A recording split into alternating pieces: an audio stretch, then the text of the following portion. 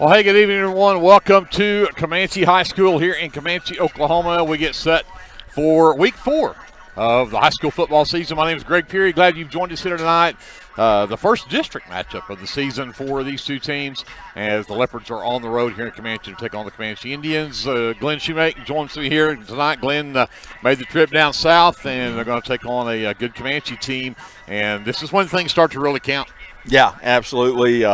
The preseason's over, the non-district is over, and this is for playoff implications. So you got to bring your best every night, and we're in one of the toughest districts, and Comanche's one of those teams that's vying for a playoff spot.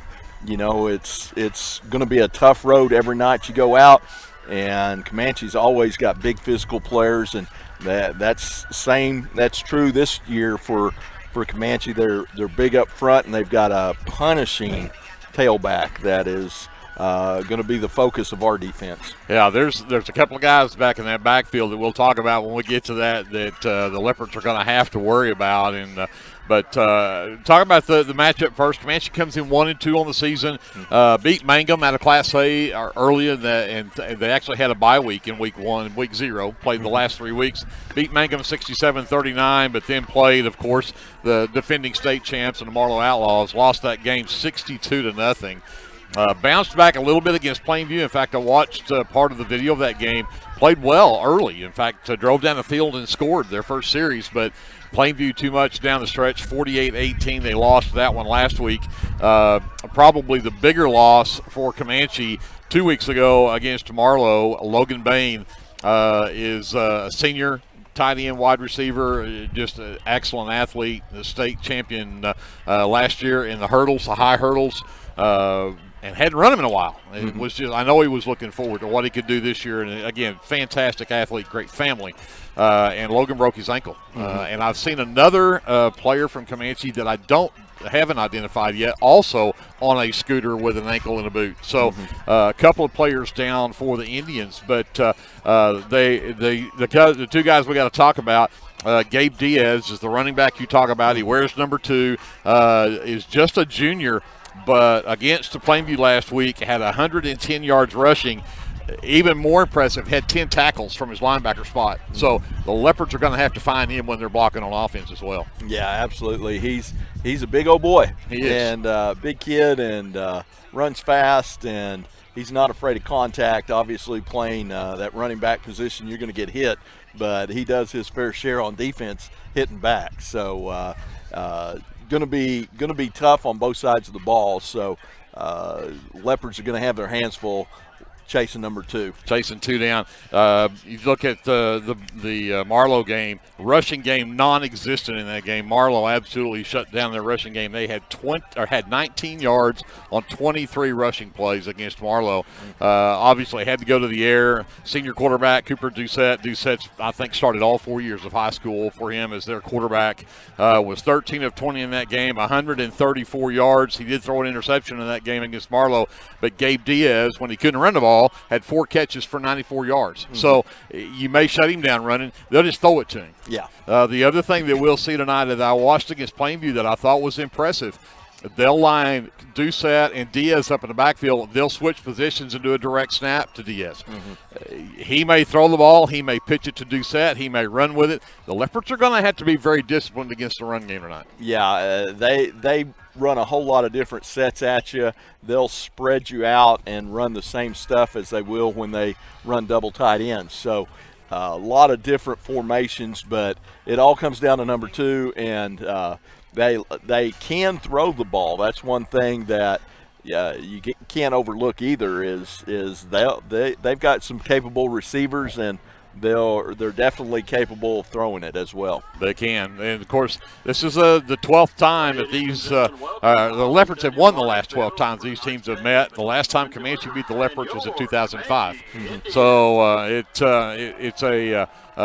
one of those. The Leopards have won a bunch, but at the same time, this is a game you can't overlook. This starts the whole ball game of, as you said, heading toward the playoffs. This is a big ball game. Yeah, absolutely.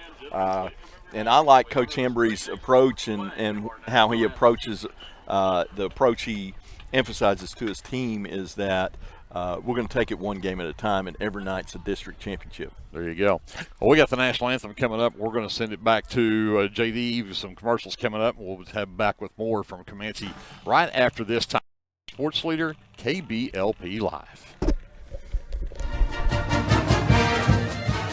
The First National Bank of Lindsay is proud to be a sponsor of tonight's football broadcast. Whether you're looking for a business loan, a personal loan, or a certain type of deposit product, chances are we have what you're looking for. First National Bank, locally owned and operated, insured by FDIC, equal housing lender. This is Jared Thomas from the American Exchange Bank here in Lindsay. We at the American Exchange Bank have one goal, and that is to be a great hometown community bank that offers great customer service, a friendly face, and multiple loan products to meet your short and long-term financial goals. Come by and visit us at 402 South Main at www.aebank.us or now on your phone using our new mobile feature, member FDIC and equal housing lender. Tonight's football broadcast is brought to you in part by the City of Lindsay, proud supporters of Lindsay Leopard football and all student endeavors at Lindsay Public Schools. Keep up with local information and events at cityoflindsay.com, which now offers easy online bill pay. Good luck to the Leopards this football season from the City of Lindsay. This is Brandon Cottrell, pastor at Calvary Baptist Church. Just want to take a moment and invite you to come worship with us this Sunday. Classes begin at 9:30 and worship follows at 10:45. We have something for all ages each Wednesday night. Meals begin at 5:30 and Bible study follows at 6:30. We would love to have you come be a part of our worship. We're located 410 West Chickasaw. Come join us.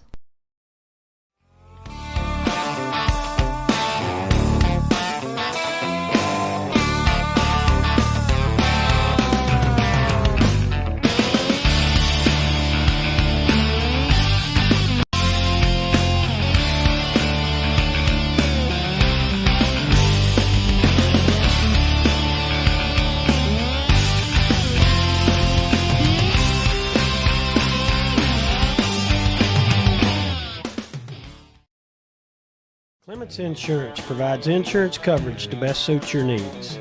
We offer auto, home, farm, life, and business policies. Come by 109 West Chickasaw or call 405-756-2253. Clements Insurance is carrying on the tradition to satisfy you. So come see me, Keith, or Beth. Go Lindsay.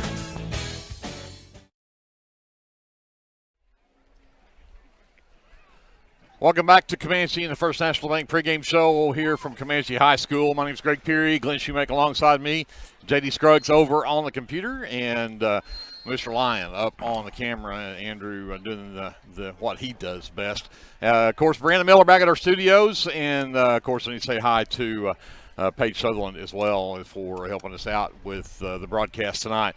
So, Glenn, we talked a little bit about Comanche. We haven't seen the Leopards in a couple of weeks. Had last week off. We had the privilege to go cover the Battle of the Bridge last week, and had a great time doing that over in Lexington. But the Leopards have had a week off, had those 3 weeks, some tough games, but come in off of a really big win at Atoka. I think a game that I think a lot of people thought the Leopards weren't going to be able to, they were going to go down there and get beat. Yeah. And the Leopards had other ideas. Absolutely. They played well on both sides of the ball. Got off to a slow start. That's kind of been their MO. That's something that Coach Hembry has talked about, that we've got to fix that. But once they get going, it was just a thing of beauty to watch. They did clock management perfect. Defense was amazing. Had their back up against the wall several times against a very good Atoka team and a much bigger Atoka team, and just took care of business and dominated. Lots of tackles for losses. Great team win. Well, they rolled up 197 yards on the ground in that ball game. Jacob Vaughn had 17 carries for 90 yards. He had 1 touchdown in that game. The Leopards really spread it around. Even saw Stubblefield come in and carry the ball for a 20-yard touchdown, the only time he carried the ball, but got that one in. Saw 51 yards on 4 carries from Ty Ferguson. So efficient when he came in. And then also saw Brody Ramming come in with 8 carries, 27 yards himself. He also had a touchdown run. He had a 59-yard touchdown pass in that ball game to Bentley Kessler. Kessler ended up with 3 catches, 124 yards, and a touchdown. It's pretty impressive. That's some deep shots. When you can complete those, not just take them. You know, you always have to kind of do that. We talked about that last week against the Battle of the Bridge. That was one of Lexington's problems. They really couldn't stretch out that defense. But when you can complete them and complete them at a high rate, that goes a long ways to softening up a defense. Absolutely. So, I mean, that's 340-plus yards of offense against a very good Atoka defense. And so you hope the Leopards can have, even though that was 2 weeks ago, you hope they've got that momentum to bring into the game tonight against an Indian team that it's homecoming here. They had the homecoming festivities for the game. They're pumped up. They want to win on homecoming night. The Leopards would love nothing more than to spoil that for them. Absolutely, and it's going to be a tall order, but I know talking with Coach Emery and the coaches show this week, he said his guys are raring to get after it, and they're tired of hitting each other for 2 weeks. But it was a good time for off week. They put in some different schemes and some different looks, and kind of hinted there might be some trick plays that were put in. Not that they're going to run them tonight necessarily, but it's always fun to watch the Leopards because they just play so hard and they're so well coached, and so I'm very optimistic about their chances tonight. I am as well.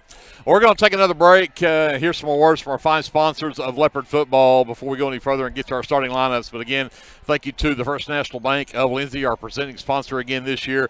But tonight's game is also brought to you in part by Abiding Home Healthcare of OKC, American Exchange Bank, Bunch and Sexton School Supplies, LLC, Calvary Baptist Church, the City of Lindsay, Clements Insurance, Design It, Aaron Springs Baptist Church, the First Baptist Church of Lindsay, Hassler Hot Oil Service, Hot Mess Coffee Company, and Java House Realty. My apologies.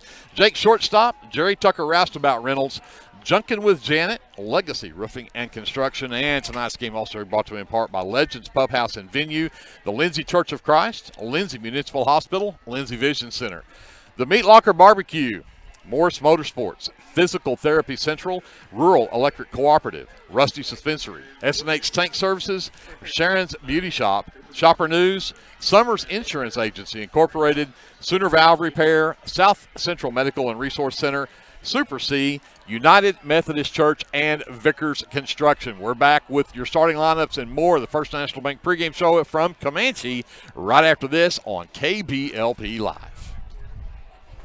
Hey Lindsay community, my name is Christian Torres and I am the minister for the Lindsay Church of Christ. I would like to invite you to join us for worship Sundays at 10:45 a.m. and for Bible class Wednesdays at 7 p.m. Our address is 1205 West Cherokee Street. The Lindsay Church of Christ is a group of imperfect people who love God, His Word, and each other. And we love this community so much, and we pray that all the students and teachers have a great school year. Come and join us at the Lindsay Church of Christ.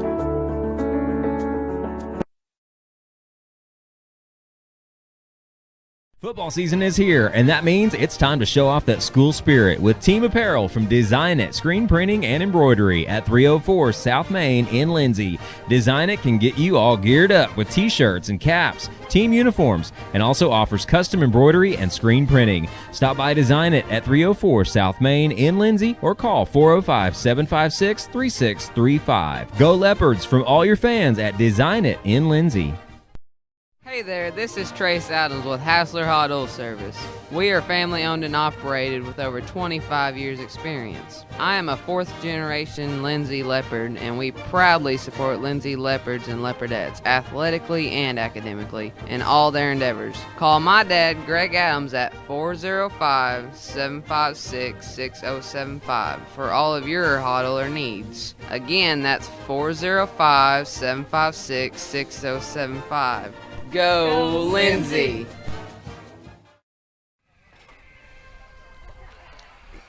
We are back here in Comanche. The coin toss taking place out on the field. Glenn will keep up with that while I get you your starting lineups for the game for tonight. Let's first start with the Comanche Indians, who again come in 1-2 on the season. And they will start out this way. We've already mentioned a couple of these guys. Number 12 is Cooper Doucette. Doucette is the senior. At running back is number 2, Gabe Diaz. Diaz is the guy the Leopards are going to really have to try to corral tonight from that running back spot. They'll go 3 wide and a tight end. At the wideouts will be number 4, Braylon Butler, the senior. Number 5, Jack Newton, also a senior. And at number 15 is Corbin Bowen. He is a junior. Tight end, number 11, Evan Dodge, a sophomore. He'll also split out and go to make it 4 wide at times. Then talk about the guys up front. At center will be number 60, Brady Dobbins, is a senior. He was also actually crowned homecoming king tonight for the Indians. Also up on that front line at left tackle is number 55, Kason Van Burskik. He is a senior.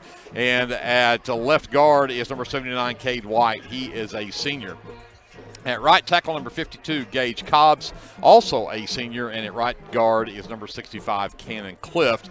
He's just a freshman up there on that, starting on that offensive line. And the head coach for the Comanche Indians is Casey Rowell. And now let's get to your starting lineup for the Lindsay Leopards. And we'll start out with the guys up front that are going to have to make it happen tonight. And let's start out with the guy at center, and that is number 64, Bo Blankenship. He's a 5'10", 262-pound senior. Over on the right side at guard, number 62, Levi Smith. He's a 5'10", 266-pound junior. And at right tackle, number 63, Tommy Cunningham, a 5'9", 183-pound senior. On the left side at guard, number 60, Aaron Rivera. He's a 5'9", 231-pound junior. And at left tackle is number 57, Owen Simonton, a 5'9", 211-pound senior. Now let's talk about the skill positions, and of course we start with number 1 at quarterback, Brody Ramming. He is a 6'2", 198-pound junior. At running back will be number 8, Jacob Vaughn, a 5'8", 198-pound junior. At the wideouts, number 20, Andon Register, 6'3", 175-pound senior. Number 21 is Bentley Kessler. He's a 6', 165-pound senior. And the other wide receiver will be number 26, Price Stubblefield. He's a 5'10", 178-pound junior. At the H-back will be number 28, Shane Jones. He is a 6'1", 196-pound junior. Now let's go talk about the starting lineup on the defensive side of the ball for the Leopards. And up on that line will be number 34, Priest Williams, at 6'1", 215 pounds and a junior. On the other end is number 65, Ethan Childers. Childers is a 5'10", 236-pound junior. On the tackle spots on the inside, number 57, Owen Simonton is there, along with the number 28, Shane Jones. Shane Jones had a big night over at Atoka last week. He was in the backfield all night long, so we'll look for him to be there as well. Back in the secondary for the Leopards on defense, and we'll start at the linebackers. Brody Ramming plays one of those spots. The middle linebacker, the Mike linebacker, number 2, Ty Ferguson, 5'7", 160-pound senior. Then at the other linebacker spot is number 26, Price Stubblefield. Then we'll talk about your 2 safeties. That is number 6, Austin Hines. He's a 5'7", 158-pound senior. And Andon Register also plays both ways. He'll play the other safety at corner. One is number 21, Bentley Kessler. And then number 25 is Seth Padilla. He's a 6', 191-pound senior. That is the starting lineup for the Lindsay Leopards. The head coach of the Leopards is Sam Embry. He's assisted by Stephen Merrill, Joe Foster, Jacob Offalter, Caleb Hall, Will Kaufman, and Tom Inman. The Leopards come in 2-1 on the season. And again, their first district matchup of the season. Greg Peary, Glenn Shoemake here. Glenn, let's talk about a coin toss. Yeah, Comanche won the coin toss. They deferred to the second half, so Lindsay will receive, and Comanche will kick it off to the east. And so Lindsay will be moving from east to west. So Greg and Glenn, Andrew, JD, Kevin, no Jeter tonight. What happened to Jeter? Jeter went to play at a friend's house. So I can't believe that we took a back seat to that. I mean, come on. Leopards will be. You don't know. The friend might have had a pool. Oh, there you go. There's a lot of things. Could have had a horse. Yeah. Could have had a pony. Anything been better than being here with a bunch of old men, right? The Leopards will be in their black uniforms tonight with the orange numbers. And, of course, Comanche in their white pants, red shirts with the white numbers and red helmets. Glad you've joined us here on KBLP Live. If you're listening on the radio, you can catch us live as well on YouTube, KBLP Live. Make sure you go like and subscribe there. You can watch all the action, as we call it, from here.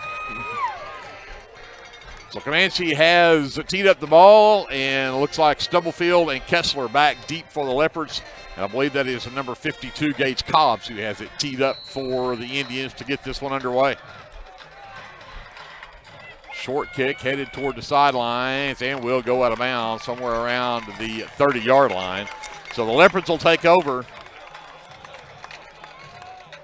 1st and 10, and of course, you may have noticed from our live shots here, we are in the stands along with a large number of Leopard fans. Yeah, we have as many, if not more, than the home team Comanche does. I agree. Yeah.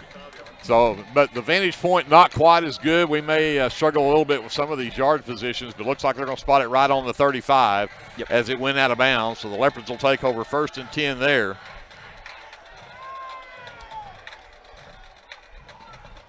Ramming has twins left, single right. Kessler comes in motion, now goes back to his left. Ramming rolls that way, gets it to Kessler out into flat, turns up at the 40, and tiptoes down the sideline and makes it all the way to midfield, 15 yards, and a reception and a 1st down for the Leopards. Yeah, Eric Roy out there on the coverage and just barely got a push on Kessler to cause him to go out of bounds there, but great first play. Kessler and Register are split left. Padilla actually in the roll now split to the other side. Ramming fakes the pitch, takes it himself right up the middle, breaks a tackle to get across the 45 of Comanche. Yeah, and that was Cooper Doucette on the tackle, and he's their safety. So when you can get that deep through the different layers of defense, it's definitely a good running play. Picked up 8 on that play. Again, Kessler and Register go right. Padilla is left. Jones lines up in the slot and give it to Vaughn right up the middle. And this time Vaughn very close to a 1st down as he picks up a couple of tough yards to the 40. And they'll put it right on the 40-yard line, and they will give him the 1st down. Yep, that's their second 1st down on this drive. So keep it moving. So 1st and 10 Leopards, they've quickly moved to the Indian side of the 50. They're at the Comanche 40-yard line. And that is Ferguson in the backfield now. He's behind Ramming. Twins right, single receiver left. Give it to Ferguson right up the middle. Breaks through, he's hit the 30, spins, now brought down as he crosses the 25. But that's the quickness of Ty Ferguson right up the middle, goes all the way to the 24-yard line. A pickup 16 yards. Yeah, great job right there by Bo Blankenship and Aaron Rivera, just creating gaping holes for those guys to run through right up the middle. So moving the big guys on that defensive line of Comanche out of the way. Vaughn comes back in at running back. We'll go trips right this time with Padilla, Register, and Kessler. And quarterback Reed keeps himself. Ramming at the 20, the 15, head down at the 10, across the 5. It'll be 1st and goal Leopards as Brody Ramming on the quarterback keeper gets it all the way down to the 3. Yeah, and touchdown saving tackle there by Braylon Butler, senior for Comanche, running the linebacker position. But great read right there from Ramming. That was a read option, and saw his opening and took it. Jones again lines up, tight end right, trips right, Ramming the quarterback sweep to the left, and he's tripped up just shy of the goal line. They're going to mark him at the 1. Yeah, that was kind of stretched out there. thought he was going to get there, but brought down by Kaysen Van Buskirk. Van Buskirk? Van Buskirk. Van Buskirk. There, again, saving the touchdown, but they're inside the 1-yard line right there. Priest Williams has checked in. He'll line up tight end right. Jones tight end left. Twins right, single back. Vaughn, head down. Yeah. He's in the end. Oh, we've got a flag in. Hang on. It is a touchdown, but we've got a flag on the play. Let's see what we get here. This one may come back. Yeah, that one's in the vicinity of holding. I would agree. Still haven't seen the signal yet. No. It looks like the Leopard. Oh, they're going to get a chop block on the Leopards. That's a big one. That's a 15-yarder. Yeah, that's where you Actually, I guess it's just a 10. They move it back to the 11. Yeah, that's where you engage low and then somebody hits them, or engage high and then somebody hits them low. So still second down, though. They've got first down on the field marker, but it should be second down. Yep, second and 11, I believe. We'll take first down. I think the coach is not happy with the call, but they'll stay with the two tight ends. Ball on the lone setback. Twins right. Ramming takes the pitch again. Another big hole up the middle. And Ramming will take it down near to the 5-yard line. And after moving down the field pretty quick, the penalty kind of stalled things. The Leopards now face, again, the down marker still just says second down. I've got it that it should be third. Yeah, we'll take now. Yeah, he looks like he was fixing to switch it. And he does. Yeah, it should be third and goal at the 6-yard line. Yeah. Big play right here. Well, with what they do, we're probably in four-down territory, yeah. Exactly. Yeah. This time they're going to go with the slant. He threw just ahead of Bentley Kessler on the slant. Doucette there in the coverage for Comanche, but it'll fall incomplete. And that means the Leopards are now facing 4th and goal after starting at their own 35 and just took 2 plays to get into Comanche territory, took it all the way down to the 3 in just 5 plays, and now have kind of stalled out if they got 4th and goal at the 6. Yeah, looking over the sidelines for the play. You've got a spread formation with twins both sides. Ramming rolls to his right, looking to pass. Has a man, got him, touchdown. Bentley Kessler from 6 yards out. He was absolutely wide open, too. Yeah, he lined up on the inside, and one person, the outside went in, and the inside went out, and both players went with the player going inside. So great throw and catch right there for the touchdown for the Leopards. And again, the Leopards have not been kicking extra points at all, so we're going to see them go in here for yeah, they're not even putting they're not even pretending they're going to kick here. Right. They'll go for the 2-point. Ramming in the shotgun, keeps it himself right up the middle and nowhere. Not going to make it. Nope. He was twisting and turning and twisting and just trying to get in there. Could not break loose. 8:52 left to go in the first, and the Leopards take the opening drive, 65 yards for the touchdown and lead 6-0. We'll be back after this. You're listening to Leopard Football and watching live on KBLP Live right here on your sports leader, KBLP. Jake Shortstop offers gas, snacks, ice cream, pizza, subs, wings, and the coldest drinks in town. Everyone at Jake Shortstop says good luck to the Lindsay Leopards this football season. Tonight's broadcast of Lindsay Leopard Football brought to you by Jerry Tucker Roustabout, providing all of your general oil field maintenance needs, including roustabout services, swabbing, crane services, rock hauling, and dirt work. Good luck, Leopards, from Jerry Tucker Roustabout. Questioning on it.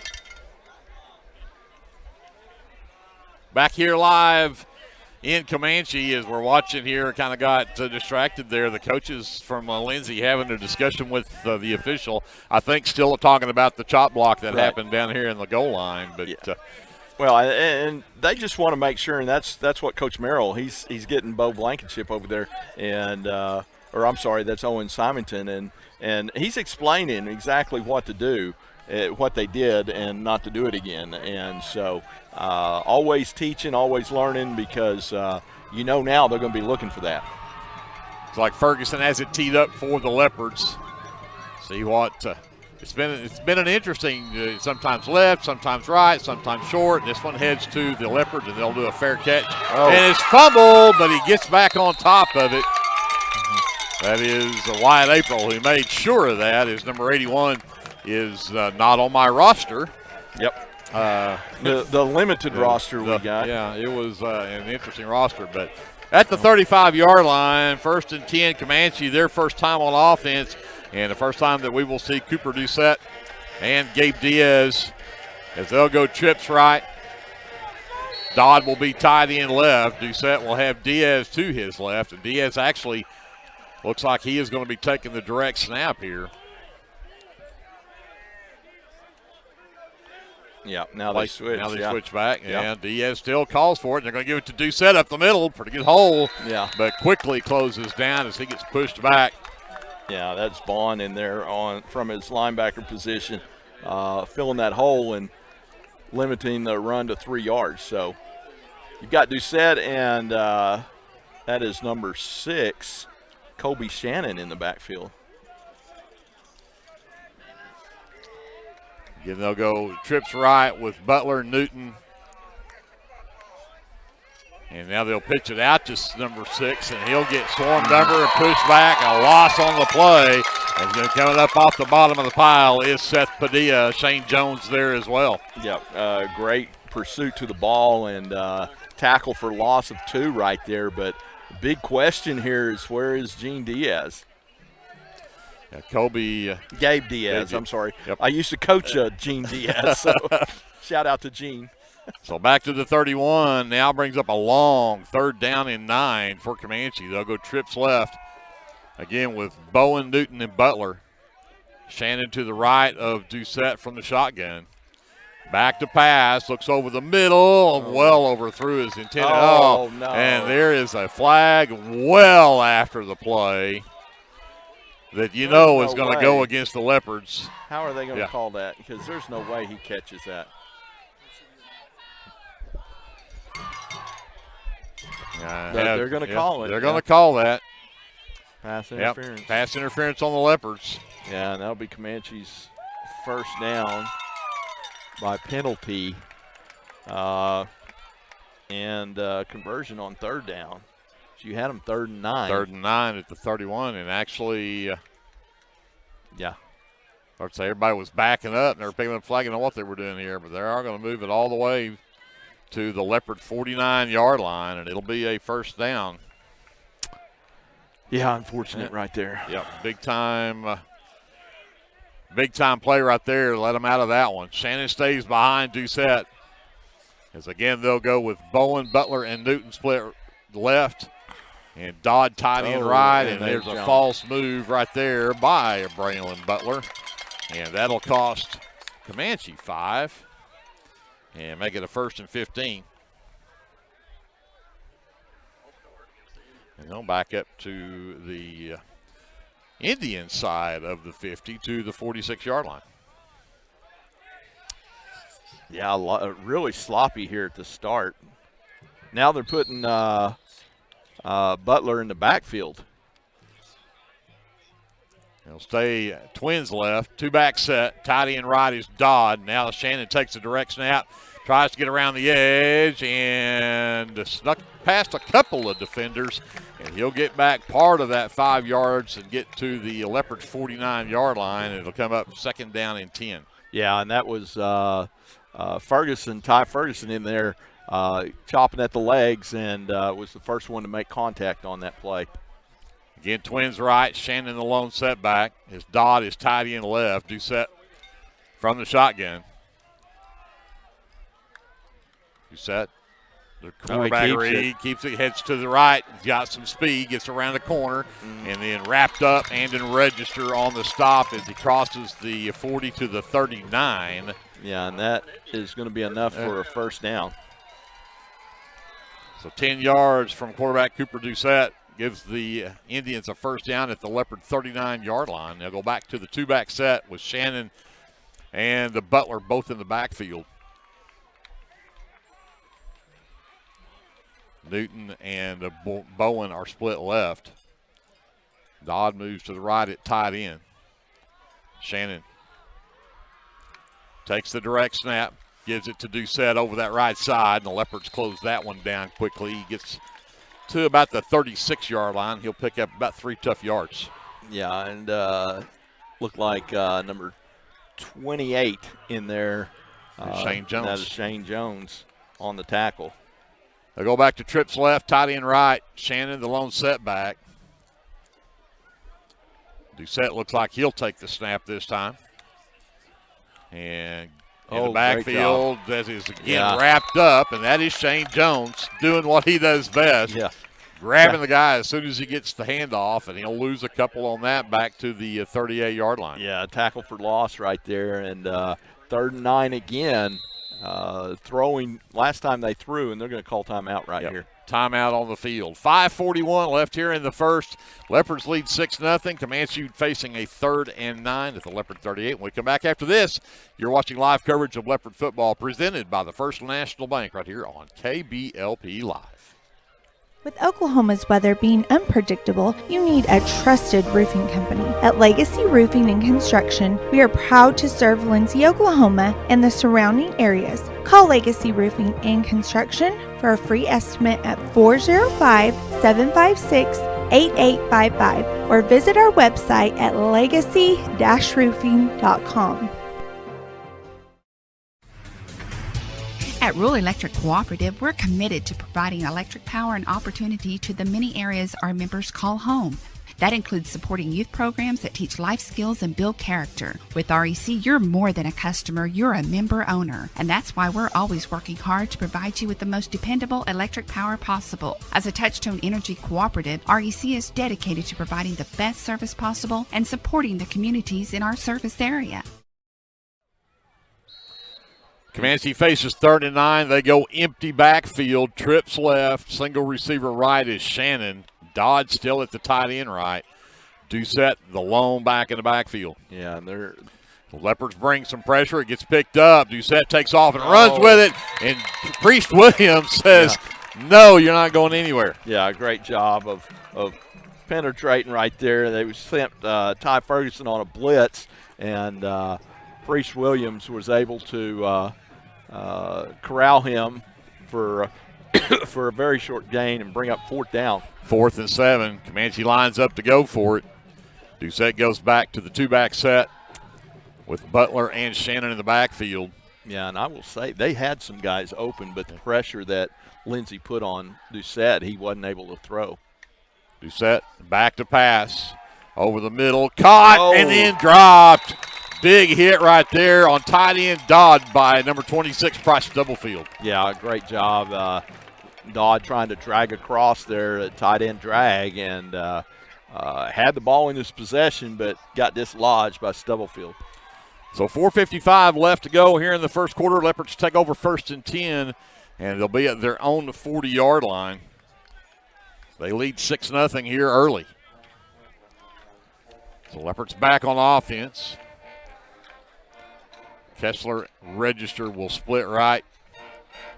Yeah, and the Leopards last time only had 1 3rd down, and that was on that when they got stopped down there low. They just Ferguson in the backfield. It's the handoff to him up the middle and gets across the line of scrimmage. Picks up about 3 yards to the 43-yard line. Yeah, that was Kobe Shannon in there on the tackle for Comanche, but still a pickup of 4. So 2nd down and 7 for the Leopards as the clock runs with 4:35 left here in the first. Ferguson in at running back. Tight end right, slot left. This time looks like a busted play. Ramey's just going to have to make something happen, and he does. He's at midfield. The 40, the 35, the 30, down the sideline. Nobody is going to touch Brody Ramey. Yeah. And now we're going to have a flag way behind the play. And I hope this is going to be on Comanche, because if it's on the Leopards, that's a huge play to get called back. Yeah. There was a couple of guys still battling back here at midfield. Yeah. And so we're going to see if this is – and he's coming over to talk to Coach Embry. Yeah, we'll decline that, I think. I think you're probably right. If it is on – yeah. Take the penalty. No. So, yeah. Just making sure here, and the Leopards look like they will get to stay there. So that equates to a 57-yard touchdown run on a broken play by Brody Ramey. Yeah, Brody went to fake the handoff or maybe read option right there, and I think that was either Ty or Jacob just took off to the right, and so Brody was like, well, I'll just make the best of it. And he did. Yeah. 57 yards later in the end zone. Yep. Again, they'll go for two. Raming again calls his own number, and not to be denied this time, he's in the end zone for the two-point conversion. So with 4:16 left to go here in the first quarter, the Leopards have taken a 14-0 lead over the Comanche Indians. We'll send it back to JD. Some words from our sponsors. We're back with more live coverage of Leopard football presented by the First National Bank here on KBLP Live.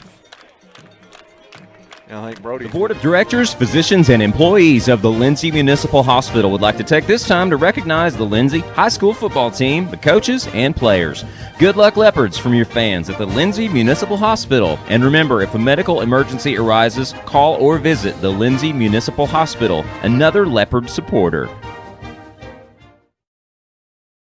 The Aaron Springs Baptist Church is a proud supporter of the Lindsay Leopard football team and would like to invite you to join them for Sunday school at 9:30, Sunday morning worship services at 10:45, Sunday evenings at 6, and Wednesdays at 7. Good luck, Leopards, from everybody at Aaron Springs Baptist Church. Back here in Comanche, Greg Peary, Glenn Shoemake, as the Leopards have taken a 14-0 lead. That was a two-play, 60-yard drive. Had a 3-yard run from Ty Ferguson and a 57-yard touchdown run from Brody Raming. And the two-point conversion by Raming as well. And the Leopards now have a 14-0 lead, 4:16 left to go here in the first quarter. Yeah, and those guys up front are just manhandling, just like they did last week at Atoka. They're just taking care of those big guys and moving them out of the way. So Ferguson will tee it up for the Leopards. Looks like they will have Corbin Bowen and Braylon Butler back deep for Comanche.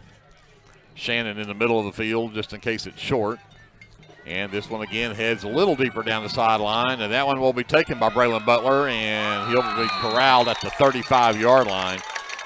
So again, Comanche for their second possession will take over at their own 35 with 4:12 left to go here in the first quarter and trailing by 14. Yeah, that was Dutton Taylor with the big hit right there on the run back, puts them right at the 35 where they would have been. Regardless, it's that 35 is it's kind of the demarc line. Doucette from the pistol this time.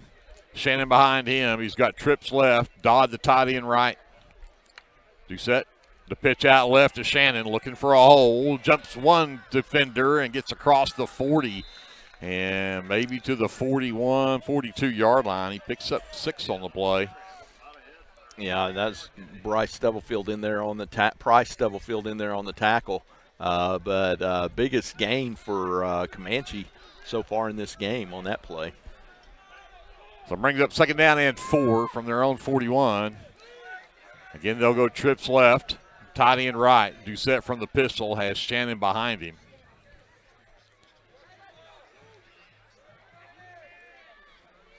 He'll move over to the left of Doucette.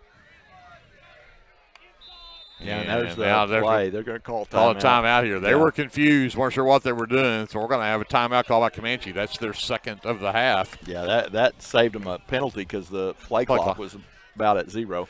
Well, let's take another timeout with them. We'll come back to Comanche right after this. You are listening to a live coverage of Leopard football presented by the First National Bank on KBLP Live. Dr. Mike Beckman and all of his staff at 301 South Main Street in Lindsay would like to wish the Lindsay High School football team good luck this season. To schedule your next eye exam, call Dr. Beckman's office at 405-756-4414.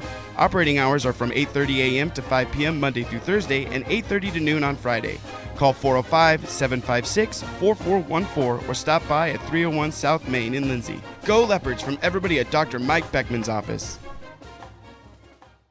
This broadcast of Lindsay Leopard Football is brought to you by your friends at Physical Therapy Central, 301 East Cherokee Street in Lindsay. When you're ready to take that first step towards living a pain-free life, let Physical Therapy Central create a treatment plan just for you. Call 405-756-2324. Visit ptcentral.org or come by 301 East Cherokee in Lindsay. Good luck, Leopards, from Physical Therapy Central. Out of timeout, second down, 4 yards to go. Doucette calls for it, that's Shannon takes a direct snap, and he is dropped short of the first down, about 2 yards. It gets to the 43. It's going to bring up a 3rd down and 2. Yeah, that was Priest Williams in there from his defensive end position, crashed down and made that tackle for only a 2-yard gain. So brings up 3rd and 2. Big 3rd down play here. Now they'll go wide receiver right, 2 left. Shannon behind Doucette. Doucette looks like he'll take the snap this time.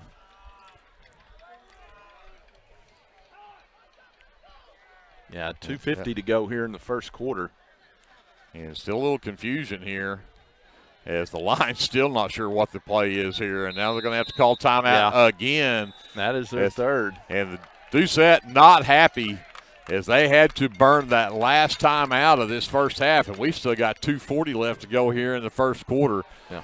So I don't know if they're trying to do too much, trying to, mix in some plays they weren't used to, or if they've got some new players in some different spots. I don't know. Yeah. But this has been their last 2 series have been pretty confusing. Yeah, we've been kind of questioning if number 6 is really Gabe Diaz, because that number 6 is not built like a sophomore. Well, and it's the only reason that I questioned that, and I actually implored some of my guys around here to try to listen for the announcer, but I think when I watched the game film of the Plainview game against Comanche last week, that 6 and 9 were the 2 guys that were on the scooters with the boots on the ankles, and I know 9 is Logan Bain, and I thought 6 was the other one. Well, 6 is now on the field, and we haven't seen number 2, who is their starting running back. So it makes me think players. They're absolutely. So it really makes me think that number 6 really is Gabe Diaz and not Colby Shannon, but obviously we don't have any information from that, but we're going to try to find out. Yeah. Back to action. They're going to go twins either side this time as Dodd will split right along with Bowen. Shannon in the backfield along with Doucette. And now we're set to go. Doucette. Yeah, and they look at the sidelines again. Right out of a timeout. What are you? Yeah, it's like nobody jumps. You should know what your play is going to be. Yeah, we've been. And they're going to step up now. Shannon takes it, keeps it himself, headed around the left side. The Leopards string it out. He's not going to get there. Yeah. It's just going to bring up a 4th down play, and let's see if it changes with the fact that you're on your side of the 50 now. Do you still go for it, or do you punt it away? Yeah, that was a great job by Bentley Kessler coming up from the defensive secondary and tackle for loss right there of the running back. Of the running back, yeah, whether it's Shannon or Diaz. Diaz. And it's I bet that's Gabe Diaz. 4th down and 4. They still are going to line up and go for it.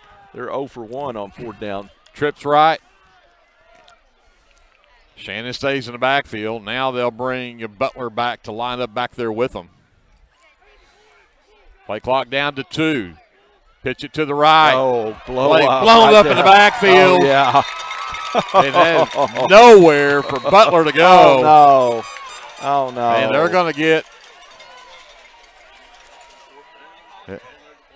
may have a whistle on a dead ball after the play here. I think we may have a little extracurriculars. Oh, it's on them. After the play. It's on them. Okay. So anytime I see a flag like that, I'm afraid that it's going to be on us. But, man, Jacob Vaughn come up there and just annihilated that lead blocker and opened the door for Ty Ferguson to come in and finish the deal. But what a hit by Jacob Vaughn. Ty Ferguson gets the credit for the tackle, but that was Jacob Vaughn leading the way for him.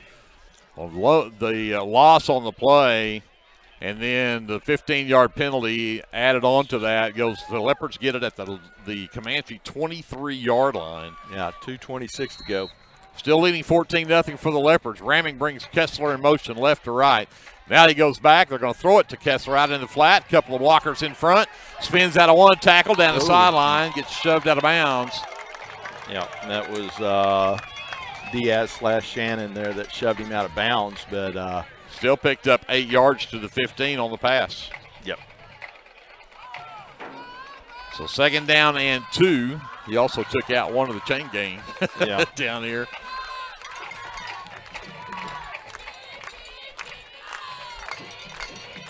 They'll go with twins right. Padilla, the lone receiver left. Vaughn in at running back now to the left of Ramming.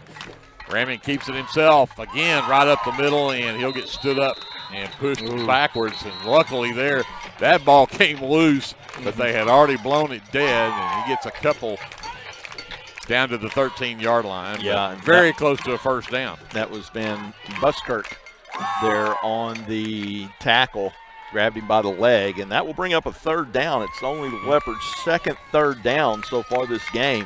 They've just been eating up chunks of yardage, so they haven't been forced to go to third down. Of course, it's 3rd and 1, so I like our chances. Register and Kessler split right, Padilla split left. Vaughn the lone setback. Jones in the slot. Give it to Vaughn at the middle. First down. Flips over the 10-yard line. And it'll be should be first and goal with the ball right on the 10-yard line. Yeah, that was Van Buskirk again. They give him to the 9 on that play, so first and goal at the 9. 1:34 to go as they set the chains. Vaughn stays in at running back.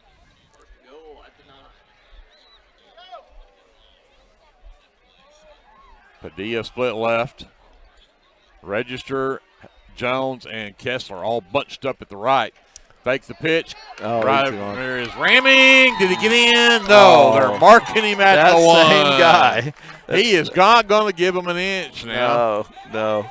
That was number 4, Brylan Butler in there on the tackle for Comanche, but that hole opened up there on that left side, and again, that is Rivera making that hole, just blowing it wide open.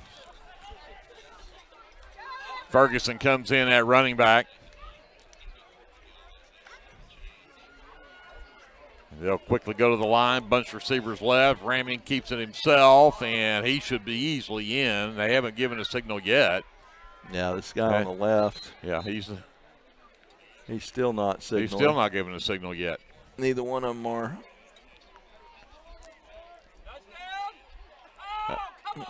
Oh, man. They're still not going to give it to him. Third down. This will be the Leopards' third down. Unbelievable. He went over the pile from the 1, and they still didn't give it to him. Look at it, the ball almost looks like it's on the line. On the line. I mean, how can you see that close? How do you say he didn't break the plane? Right. So how do you say that didn't break the plane? Ramming this time, no question he's in. Yeah. And Brody Ramming has his second touchdown of the night. This time on a 1-yard plunge from just outside the goal line. Takes the lead to 20-0, and an extra point tried still to come. Yeah, great job blocking right there, and just all you have to do right there is get close and extend. And Brody Ramming, big body, tall player, able to do that. 4 seconds left to go here in the first quarter. Leopards are going to line up for 2 here. Ferguson in the backfield with Ramming. And this time they're going to get flags, blow the play dead, as they actually had Stubblefield coming around from the left to cut up inside, but they're going to have a false start on the Leopards. So they'll have to try this one from a little further back. Yeah, I'm not sure who jumped right there, but we'll try it from the 8.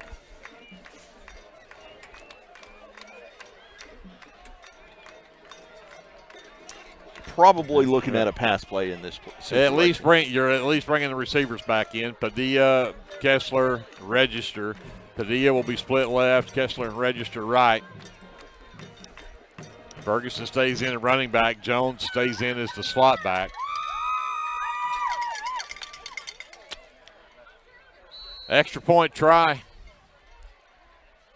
from the 8 this time. Ramming rolls to his left, looking to pass. And got hit as he got rid of it. Butler with the hit, and the pass was incomplete, so the extra point try is no good. So we do have 4 seconds left. Yeah, the clock keeps keeps going on and off. But it's 20-0 Leopards. Should be 4 seconds left to go. There we go. Here in the first quarter. We have broke the clock, We Greg. broke the clock even. We broke the scoreboard. We're taking time out. We're back with more live coverage of Leopard football presented by the First National Bank here on KBLP Live. Everyone at the First Baptist Church would like to wish the Lindsay Leopards good luck this football season. Have a great and safe year. Go Lindsay! Hey, it's Friday. Game day for Mr. J. Good luck, Leopards. For all your repurposed furniture and other treasure needs, check out Junkin' with Janet's booth at Backroads Boutique on Main Street in Lindsay. Mr. and Mrs. J would like to wish the Lindsay Leopards a great football season. Go Leopards! Todd and everyone at Bunch & Sexton School Supplies would like to wish the Lindsay Leopards good luck this football season. We're back here in Comanche, Harley Field here in Comanche, as the Leopards have taken a 20-0 lead. That drive was 23 yards, took 6 plays, and the 1-yard touchdown run from Brody Ramey caps it off, makes it a 20-0 lead, 4 seconds left to go here in the first quarter. Ty Ferguson has it teed up for the Leopards. Yeah, and the back guys are sneaking up. And Ty's got a little bit of leg to him. He can put it a little deeper if he needs to. Yeah, I'd like to see him try to kick it down there to about the 10 and see if we can have a foot race. Like he wants to kick it back over here to 81. He's already fumbled one. That time he calls the fair catch. And and then he takes off with it. So the flag flies. You can't do that, son. He called the fair catch, and he took off running with it. That's going to probably cost him. And what is that penalty? Is that illegal procedure? I would say it's like an illegal procedure, probably 5-yard penalty. Yeah, you can't fake that. So he caught it at the 28, and they'll move it back to the 23-yard line. Mm-hmm. And that's where they'll start, but that will be the final play, looks like, of the first quarter or not. It should be, unless they're going to give them an untimed down. And now the Comanche coach is all the way out halfway in the middle of the field out there talking to the official. Without a timeout, how do you not get a unsportsmanlike on this? Well, and apparently that is the final play of the quarter, so we're going to send it back to JD. We'll have some words from our sponsors. We'll be back with more live coverage of Leopard football as we head to the second quarter right after this on your sports leader in South Central Oklahoma, KBLP. S&H Tank Service is your choice for Lindsay-owned and operated vacuum truck service. S&H Tank Service's fleet is equipped with transports, bobtails, pump and kill trucks rated up to 10,000 PSI, plus hot oil units, rock trailers, frac tanks, mud and shell haul-off pits, and soil farming. As Lindsay High School graduates, S&H is proud to support Lindsay schools and all of their student activities. S&H Tank Service would like to wish the Leopards and Leopardettes the best of luck in everything they do. Give S&H a call anytime, 24/7 at 405-756-3121. That's 405-756-3121. And remember, your phone starts our trucks. That's S&H Tank Service of Lindsay. The Shopper News Note isn't just another paper. The Shopper News Note is a weekly publication that arrives in your mailbox every Wednesday for free. The Shopper offers free Shopper Topper advertisements as well as news notes and classifieds. And everyone at the Shopper wishes the Lindsay Leopards good luck this season. Go Leopards!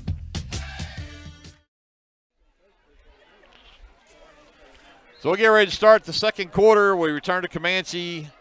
And the Indians have it 1st and 10, their own 23-yard line. And Shannon looks like that he is set to take the direct snap here. Nope, now they're and Doucette moves back behind him. And they're just going to run the sweep coming to the left and nowhere to go. And I want to say that was Ty Ferguson coming up out of the bottom of the pile. I was waiting for him to clear. So no gain on the play that time for number 6. Did they say who that was, Kevin? It is Diaz. It is Diaz. That's okay. So Gabe Diaz wearing number 6 tonight had us all confused. Yes. No gain on the play at 2nd and 10. Doucette back to pass, looking for his tight end Dodd, and it's overthrown and out of bounds. It'll go back to 3rd down now and 10 for Comanche if they're on 23. Yeah, and Comanche so far is in that first quarter, they were 1 for 3 on 3rd down. They're so deep. It's hard to think that they would go for it on 4th down if we held them right here. But 3rd and 10, Leopards have been really solid on 3rd down. And the 1 first down they got was on a penalty. So, well, they'll send 2 receivers either side as Dodd moves out to the right along with Bowen. Butler and Newton are split left. Now to bring the man in motion, confusion in the backfield, and Doucette just had to throw it away. He ran into Diaz. Diaz was coming across him and ran into him and messed everything up, and it is going to bring up that 4th down now. And smart there for Doucette to throw it away and not get a big sack back there. Yeah, Jacob Bond was back there ready to pounce, and it looks like they are going to punt the ball. And Diaz is back in punt formation. Leopards don't have anybody back yet. I'd say Leopards do not send anybody back. Now Kessler will head back there. Yeah. Diaz inside of his own 10. Gets off a high kick. Kessler takes it at the 50. Gets to the 40, the 35, and down to the 30, and the Leopards will have it again in great field position. Nice punt, but a good return there from Kessler. Yeah, that was a nice punt. I'm not sure why they weren't punting right here on 4th and long.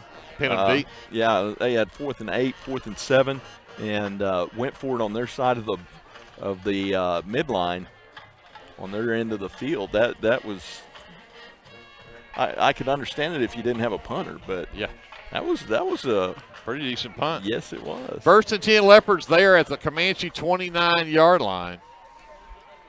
Kessler and Padilla split left. Registers the lone receiver right. And they've got Stubblefield in the backfield. He'll take it right up the middle, spins around, and then can't get out of the grasp of the Comanche defender. And that's Gabe Diaz. That is Diaz. Yep. And so they're going to mark it at the 25-yard line. So pick up a 4 that time. Not a bad job from Stubblefield there. Yep. Yeah, Leopards looks like they're running clock, trying to let that play clock run down to 11 minutes. Not sure why the clock's not running right now. Yeah. And the official says the same thing. Why is the clock not running? Yeah. 20-0 Leopards, 11 minutes to go here in the first half. Ramming fakes the pitch, keeps himself around the right side. Got blockers downfield, and he'll head out of bounds, and he'll have a first down as he probably crossed the 19, maybe the 18-yard line. Yeah, I thought he was going to cut inside that block right there, and he had nothing but green grass between him and the end zone. So it looks like the ball is somewhere near the 15-yard line. Actually looks like the 16. So that's a pickup of 13 yards for Ramming. Yep, and another first down. That's 6 first downs for the Leopards.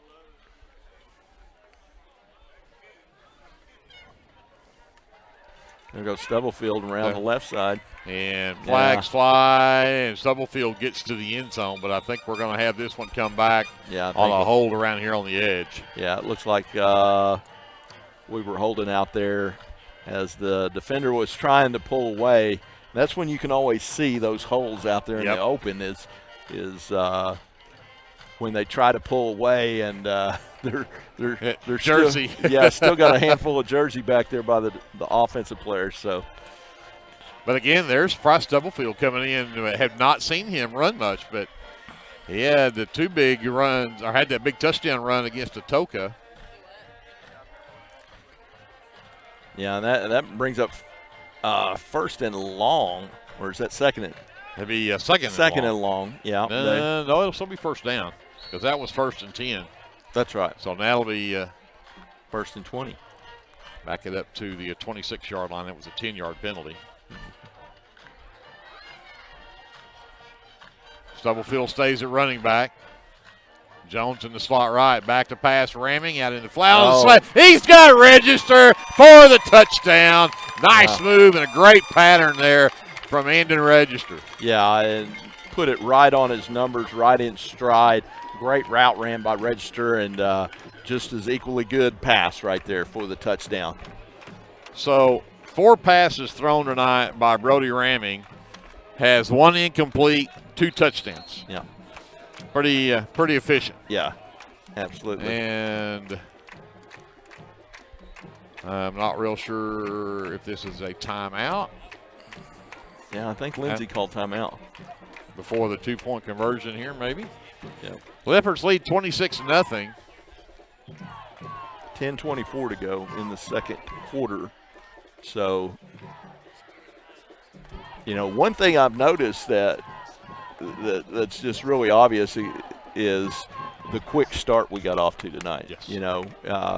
Even against Dibble, we got off to a quick start, but that's something that Coach Henry really wanted to emphasize tonight was, hey, let's get on them early and often, and they absolutely have done that. Absolutely have. Comanche started their first drive at their own 35, got to the Leopard side of the 50, but then ended up turning it over on downs. Had to punt, or actually turned it over on downs on their next possession too, and then punted it away. Right. So they've had the ball 3 times, turned it over twice, and punted it once. Yep. The Leopards will line up for the 2-point conversion here. Leading 26-0 with 10:24 left to go here in the first half.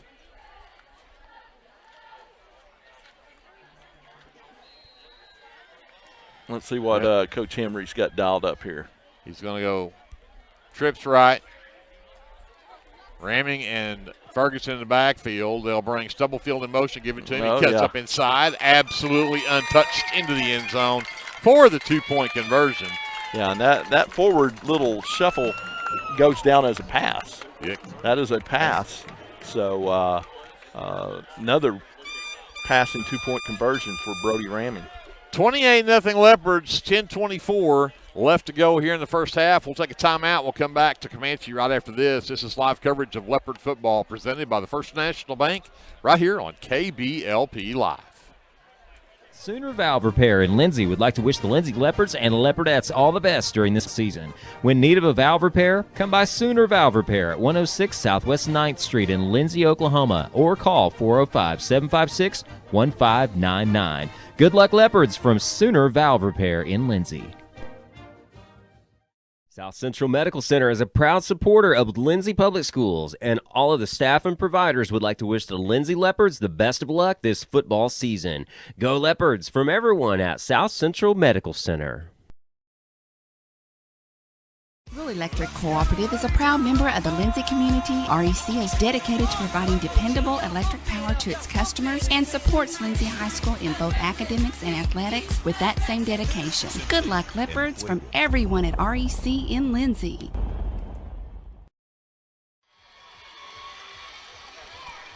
Back here at Harley Field in Comanche, the Leopards a 4-play, 29-yard drive, and capped off on the 26-yard pass play from Brody Ramming to Andon Register, and the 2-point conversion was good. 10:24 left, 28-0 Leopards.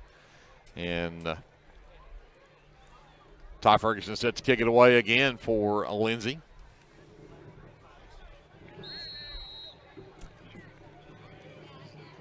Yeah, let's see what Ty does. He's really got them pulled up now. They're up inside the 25. And they're going to kick it the other way. Again, they'll call the fair catch. And it'll be inside the 35, somewhere around the 33-yard line for Comanche as they'll take over. Yeah, and that guy stood there and made sure that he I'm not going anywhere. Look, I'm covering them all up, guys. I'm not doing anything. Yeah, don't hit me. I think that other guy was just afraid he was going to get hit. So they mark the ball at the 31-yard line. So Comanche at their own 31, 1st and 10. Diaz in the backfield with Doucette. Trips left, tight end right. And Doucette from the pistol. Gives it to Diaz. Diaz breaks some tackles. Breaks another one down the sideline, foot race. Oh. And grabbed the face mask there. I think that's actually almost legal for an offensive player to do, which I've always kind of wondered about, but he does get all the way across the Leopard, the 50 to the Leopard 49. Yeah, and that was definitely the biggest play, 41. Leopard 41. So by far the biggest play. They've got to wait for the chain gang to get set up here. Yeah, that was a 28-yard run. Yeah, and that was their third first down of the game, Comanche. Well, the Leopards only have 6, but they score so fast that they're not racking up a lot of first downs.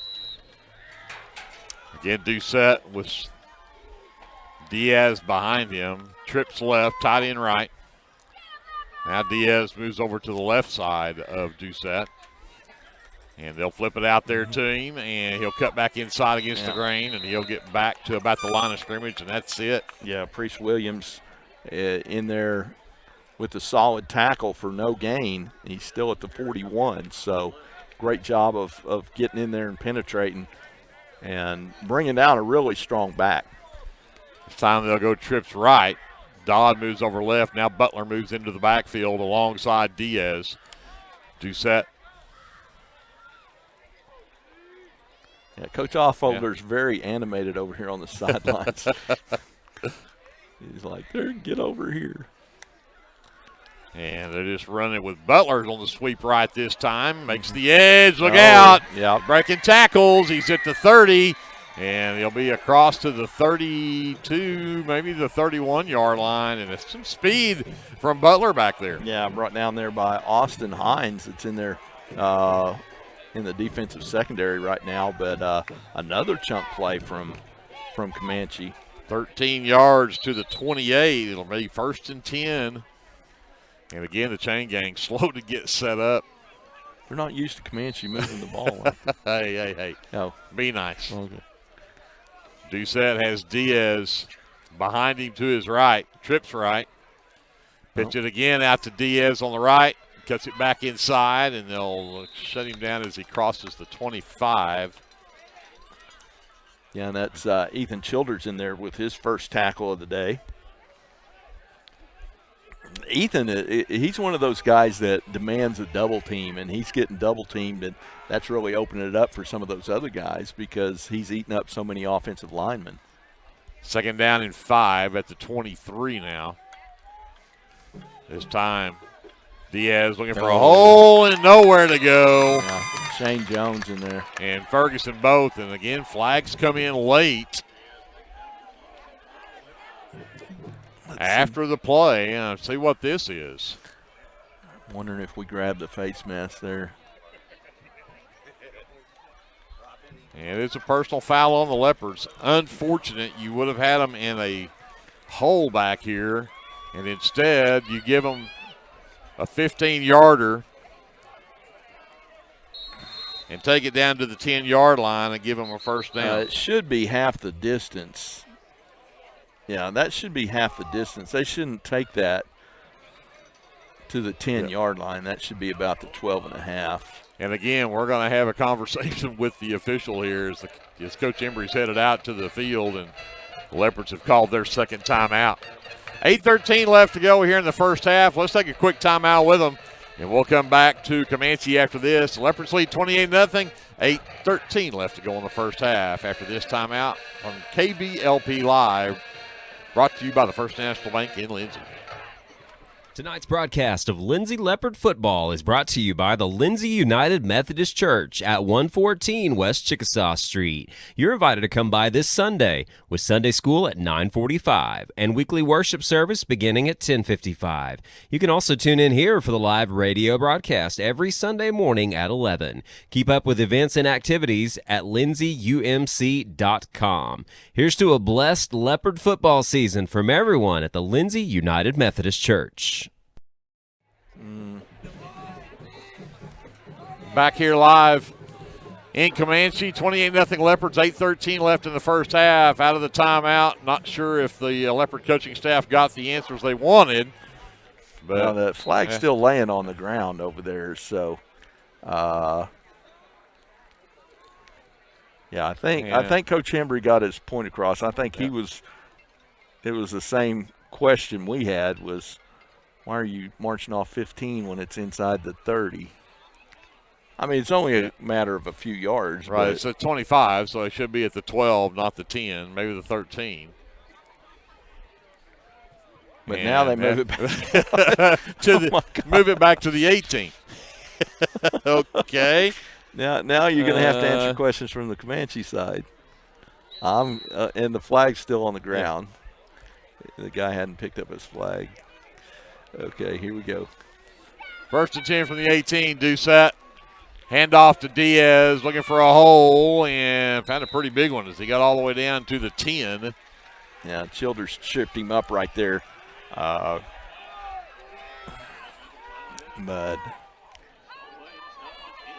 so that's across the 10 to the 9. 2nd down and a yard. Doucette again to Diaz. Around the left side, he'll have a 1st down. The Leopards corralling him just shy of the 5, maybe the 7. He'll pick up a couple on the play, but it'll give him 1st and goal at the Leopard 7. Yeah, Priest Williams in there on the tackle, but that is their 4th 1st down on this drive. So they have matriculated down the field. You studied the dictionary? Yeah, I came up with that one. Matriculated. Yes. I'm going to have to look that up to see if you even know what Slowly you're talking moving about. down the field. Twins either side for Doucette. Diaz to his left as he works from the shotgun. 1st and goal from the Leopard 7. Now Diaz takes a direct snap. Avoids a tackler in the backfield and then gets upended as he crosses near the 5. Maybe, no, they're going to say he's back just about the original line of scrimmage for no gain. Yeah, and Ty Ferguson out there on the tackle. That was a great job of penetrating right there and making contact behind the line of scrimmage. I think between him and Shane Jones right there, trip him up. Big stand right here for this Leopard defense as they can keep him out. Diaz this time hands it off to Doucette, and they will corral him, and there's Ferguson again from that middle linebacker spot. Hauls him for another minimal gain. I don't think he got anything out of that one either. It's going to be 3rd and goal from the 7. Yeah, and they're only, again, they're 1 for 4 from 3rd down, and the 1 1st down was by penalty. So let's see if we can hold them out here. They've got to go 7 yards for the touchdown. They're probably in 4-down territory. I would agree. They'll go trips left this time. Doucette. And the Leopards jump. Leopards were bringing the heat, and they jumped. And it's going to move it to probably the 4-yard line. The 2. Yeah, move it to the 2 because this is 7. So, yeah. They'll get it all the way to the 2. Yeah. I don't have a problem with that. That's being aggressive. And they do just put it at the 5. They put it at the 5. Okay. It was on the 7. Yep. 3rd and 5 from the 5. On the 2-yard offside penalty. Trips left. Diaz calls for it. Oh, yes. And they're going to wrap him up in the backfield. Yeah. That is April Wyatt. Yeah, April Wyatt. April. I got it backwards. Yeah, Wyatt April. Yeah, great job penetrate. Anytime he gets a tackle, it's always for loss. So it's going to be 4th down now. And they're obviously going to go for it. They're 0 for 2 on 4th down so far. So looks like the Leopards are going to. Leopards will call a timeout here. Yeah, Coach O is going to. Let's keep it here for this timeout, and you can talk about what we're going to go about at halftime. We've got some area games coming up that we're going to check on. This is when all the district matchups start, so we need to keep an eye on, of course, our district foes and what's going on tonight. Yeah, absolutely. Community Christian last night, that game's already been played. Community Christian CCS beat Little Axe 39-0. Tonight also in the district, you've got Washington against Frederick. Frederick traveling to Washington, and Crooked Oak traveling to Purcell. So those games on tap for tonight. And you've also got the Marlow-Pauls Valley game. Marlow traveling to Pauls Valley, and then Blanchard traveling to Hera. In Class A, you've got Wayne at Elmore City. Laverne is at Alex in Class B, and Maysville travels to Graham Dustin for their first district matchup of the year. So we'll check on those scores and more coming up at halftime, so make sure you stick around with that. We'll also have your officially unofficial stats from the first half. As we get back out of the timeout, 4th and goal from the Leopard 5 for the Comanche Indians. Butler and Diaz will both be in the backfield with Doucette, twins right, tight end left. See if the Leopards can hold them out. Diaz is going to take the direct snap. It's a sprint left. Now they pull back and throw in the end zone. It's intercepted by Bentley Kessler. Kessler prevents it. And not only is it huge, the Leopards, because of that, will get it at the 20. Yeah, a great interception right there behind him and over him, and he had to extend back. And so great job by Bentley Kessler there to turn the Indians away from their first score. And again, that's a 15-yard interception right there, because if it falls incomplete, the Leopards take it at the 5. Yeah. But because he pulls that one down, they get to get the touchback and out at the 20-yard line. So the Leopards now, with 5:32, have a chance to take this one down the field and add to that 28-0 lead. Yeah, great job. And let's see if the Leopards can go and tag on one more here with 5:32 to go in the half. Ferguson in the backfield. He'll get the handoff from Ramming right up the middle. Got a nice hole, got across the 25 to the 26-yard line. So pickup of 6 there for Ty Ferguson to bring up a 2nd down and 4. Tripped up there by Gabe Diaz. Padilla is going to be split right. Kessler and Register are split left.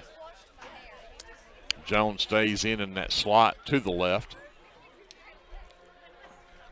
Yeah, I'd like to see a 5-minute scoring drive right here. Exactly. Ramming. Hands it off. Ferguson stretches left and ran right in the back of his defender. And then got pushed backward, got around him. But they're not going to call a hold on. I don't know what they're calling here. He was right at where that was at, but I thought he was pretty well engaged right there, and Ferguson ran right into the back of him. Yeah. So, not real sure.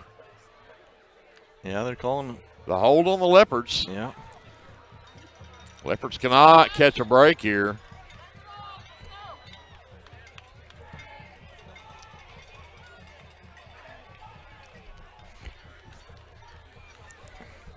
Yep, moves it all the way back to the 20 where they started.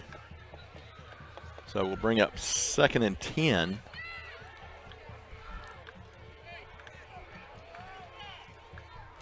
.450 go. Twins right, single receiver left, Ramming. Takes the snap, hands to Ferguson. Follows his blockers, left side, spins across the 25 to the 26. Yeah, brought down there by Kason Van Buskirk. So this is going to bring up a long 3rd down play here. 3rd and 5. Close to 5, yeah. Yep. Because they'll have to get to the 30-yard line. Yep. Yeah, the Leopards are 1 for 3 on 3rd down so far. This is their first 3rd down. Uh-oh. Flags fly. And Comanche moves back. We're going to have an offsides here on the Indians, and that gives the Leopards a 1st down via the penalty. Yep. So, conversion on that 3rd down play. So 1st and 10, Leopards at their own 30-yard line. Clock runs with 4:15 left to go here in the first half. Leopards with a 28-0 lead. A shout-out to the varsity cheer. Saw a picture of them all standing out in front of Olive Garden on their phones watching our broadcast. Good luck to them tomorrow in their state. Yep. So. Ramming, fighting his way, gets across the 35 to the 38-yard line. 8 tough yards there for Brody Ramming. Yeah, and he was dragging Gabe Diaz with him the whole time, and Gabe trying to disengage Brody from the ball. So it brings up 2nd down and 2. Ferguson in at running back. Padilla is split left. He'll be over there with Stubblefield. Kessler is split right. Jones is the slot right. Give it to Ferguson. Blast to the hole. Look out. He's across midfield up to the 40-yard line of Comanche. Yeah, brought down there by number 4, Braylon Butler. but chunk play right there from Ty Ferguson. I mean, he burst through that hole. Got all the way down to the 39-yard line of Comanche. That's 11, 12. That's a 23-yard run, and I mean in a hurry. Yep. It doesn't take Ty long to get there. 1st and 10, the Comanche 39. Ferguson stays in to the left of Ramming. Handoff, Ferguson again right up the middle. Again making guys miss. Breaks it to the outside. To the 20, to the 10. And did he get in? Yes, touchdown. Yep. 39 yards for Ty Ferguson. We scored too fast. Left him way too much time. Left him 2 minutes, 59 seconds. Great job right there from Ty Ferguson. Just sidestepping. You know, they talk about those jump steps and jump cuts, and Ty's a master at that jump cut, especially out in the open field. So the Leopards have a 34-0 lead. Still 2:59 left to go here in the first half.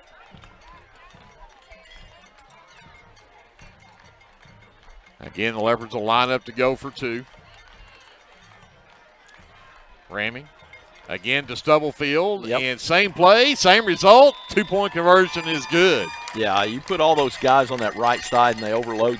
The defense shifts to that right side, and then you throw something misdirection coming back to the left, and there's just not enough numbers there for them to make the tackle.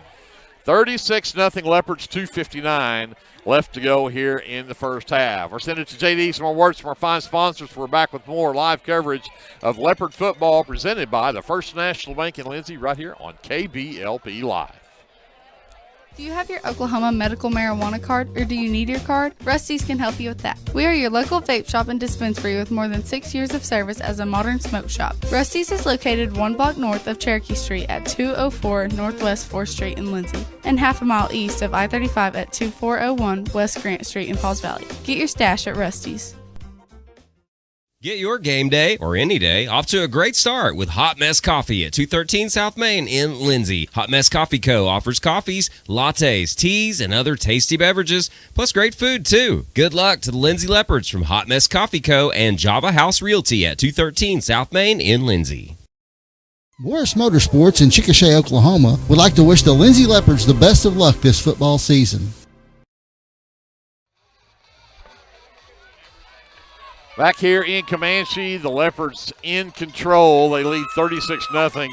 That was a 80-yard touchdown drive. It took them 7 plays, and it took all of about 2.5 minutes off the clock. Yep.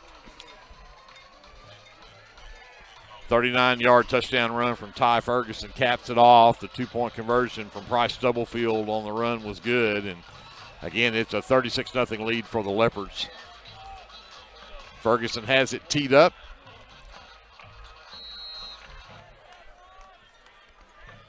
No, he doesn't. Nope, that is 23. That is Manuel Aguero. And he'll kick this one deep. And Butler finally comes up with it back near the 20. Yep. Yeah, gets across the 30, near the 35. But again, they switch up kickers and send that one deep. Mm-hmm. Kind of threw Comanche off for a minute, but 2:53 left to go here in the first half. Comanche takes over, 1st and 10, their own 33-yard line. Leopard defense has been stellar here in the first half. You really kind of look at 2:53 if kind of make this a quick 3 and out. Of course, neither team has a timeout left, so we may not get a chance to get it back here, but Butler will be in the backfield along with Diaz. Doucette with twins left, tight end right. Now Diaz will move over to the left side as they still wait for the play in from the sideline. Play clock down to 8.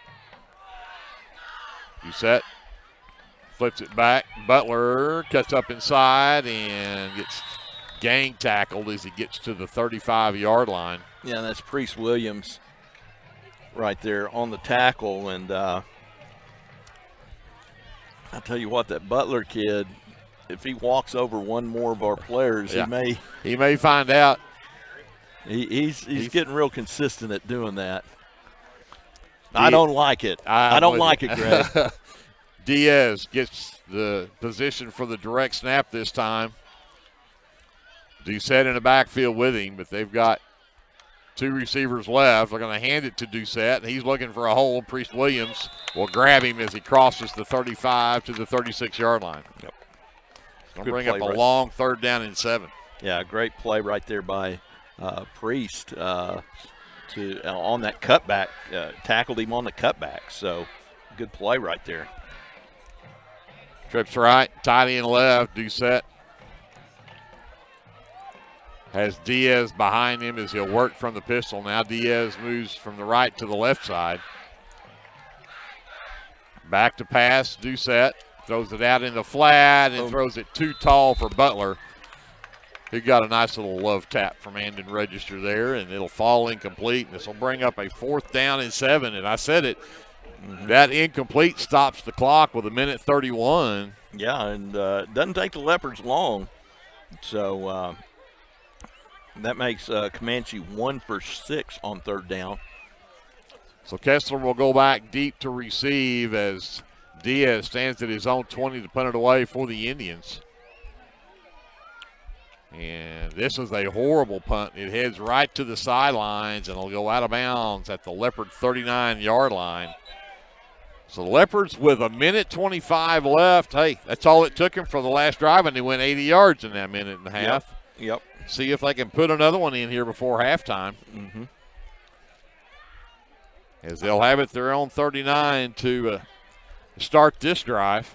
Well, if they're so inclined, I think they can. Now, how much of this is just play it safe and a few running plays and get out of here with a 36-0 lead at halftime? Yeah, it gets to a point where you want to be classy about it. I mean, obviously you're up 36-0 here in the first half, and so let's see what the Leopards do. Vaughn in the backfield, a running back. Ramming fakes it. They're looking down the middle of the field, looking for it all, and he's got it. Price Stubblefield, touchdown. Holy cow. 61-yard touchdown pass. That took all of 9 seconds off the clock. Yeah, awesome catch and throw right there by Stubblefield and Ramming, and you can't ask for much better than that. That's one of those series that I'm sure that Coach Rowell will go back and look at and go, we should have run that last minute and a half off the clock and gone to the locker room, and instead we threw an incomplete pass and gave it back to the Leopards, and it just took them one play to score 61 yards. Yep.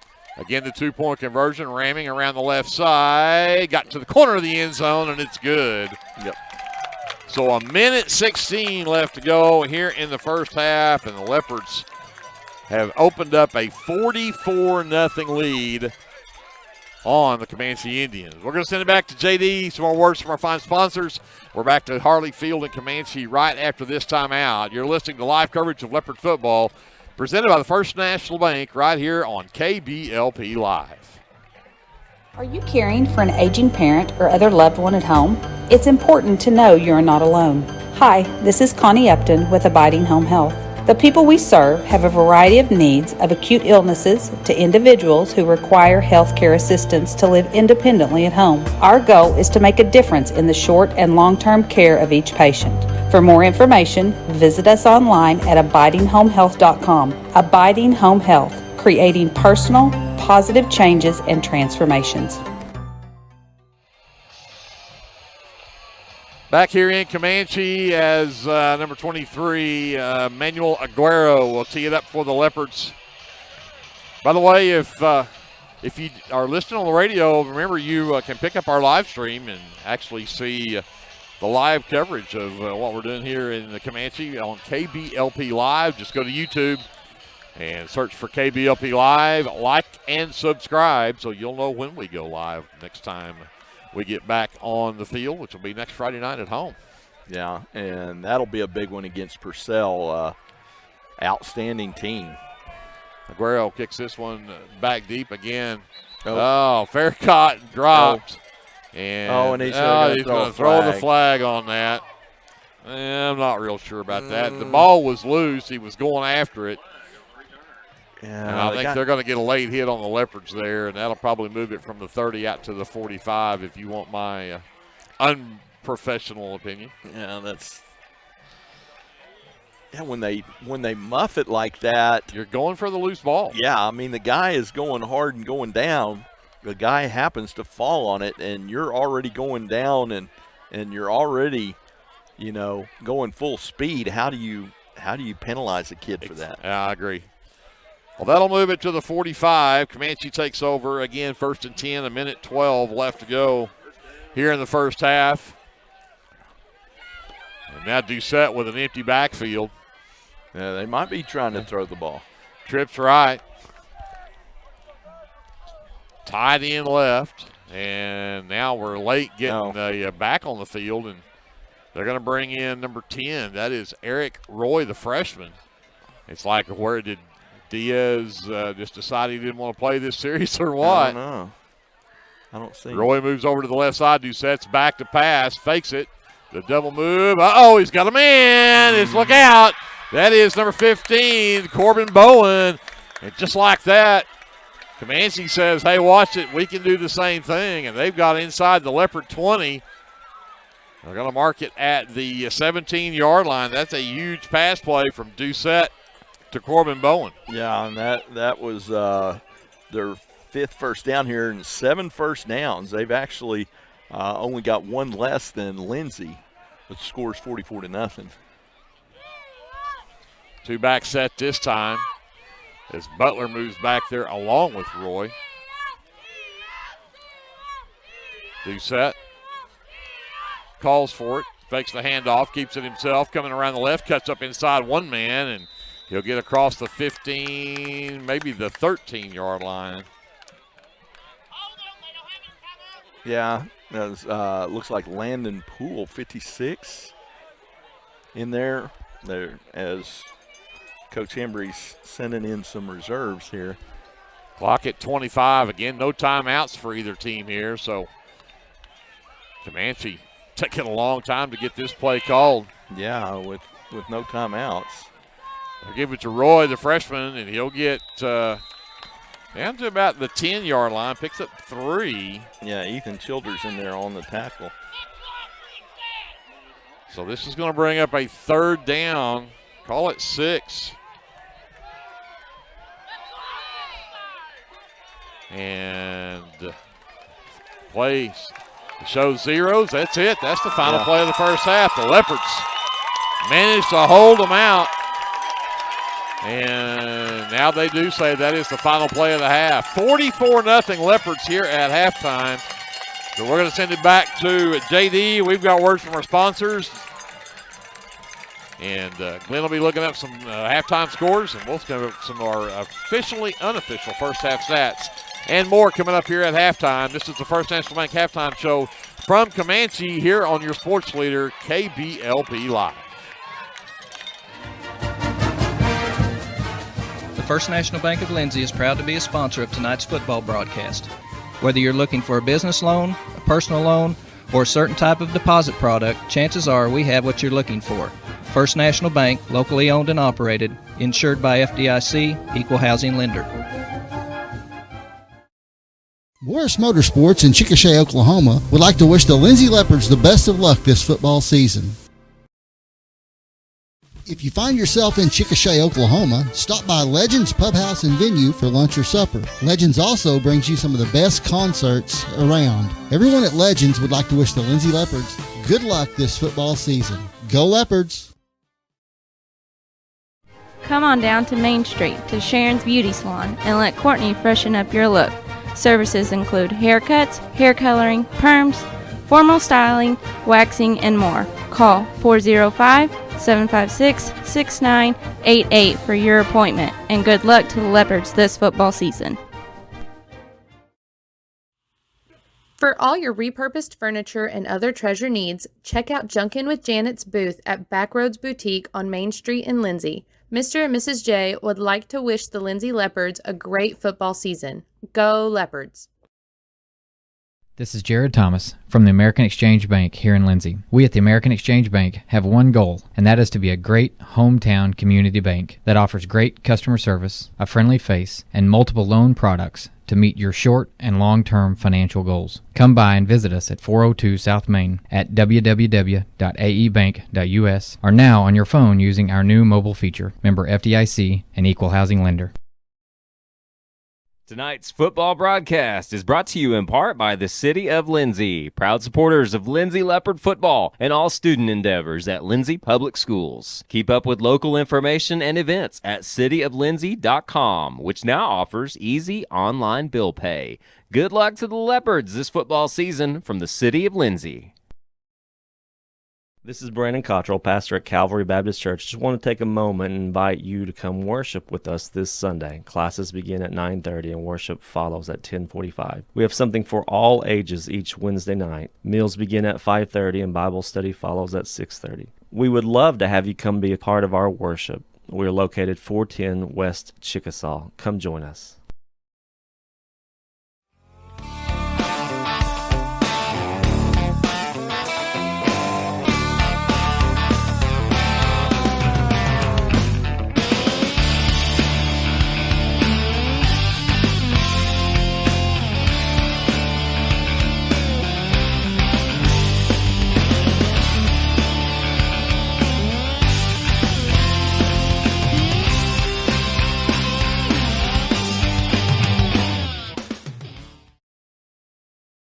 Clements Insurance provides insurance coverage to best suit your needs.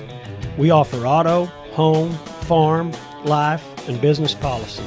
Come by 109 West Chickasaw or call 405-756-2253. Clements Insurance is carrying on the tradition to satisfy you. So come see me, Keith, or Beth. Go Lindsay. Hey Lindsay community, my name is Chisholm Trail and I am the minister for the Lindsay Church of Christ. I would like to invite you to join us for worship Sundays at 10:45 a.m. and for Bible class Wednesdays at 7 p.m. Our address is 1205 West Cherokee Street. The Lindsay Church of Christ is a group of imperfect people who love God, His Word, and each other. And we love this community so much, and we pray that all the students and teachers have a great school year. Come and join us at the Lindsay Church of Christ. Football season is here, and that means it's time to show off that school spirit with team apparel from Design It Screen Printing and Embroidery at 304 South Main in Lindsay. Design It can get you all geared up with t-shirts and caps, team uniforms, and also offers custom embroidery and screen printing. Stop by Design It at 304 South Main in Lindsay or call 405-756-3635. Go Leopards from all your fans at Design It in Lindsay. The First National Bank of Lindsay is proud to be a sponsor of tonight's football broadcast.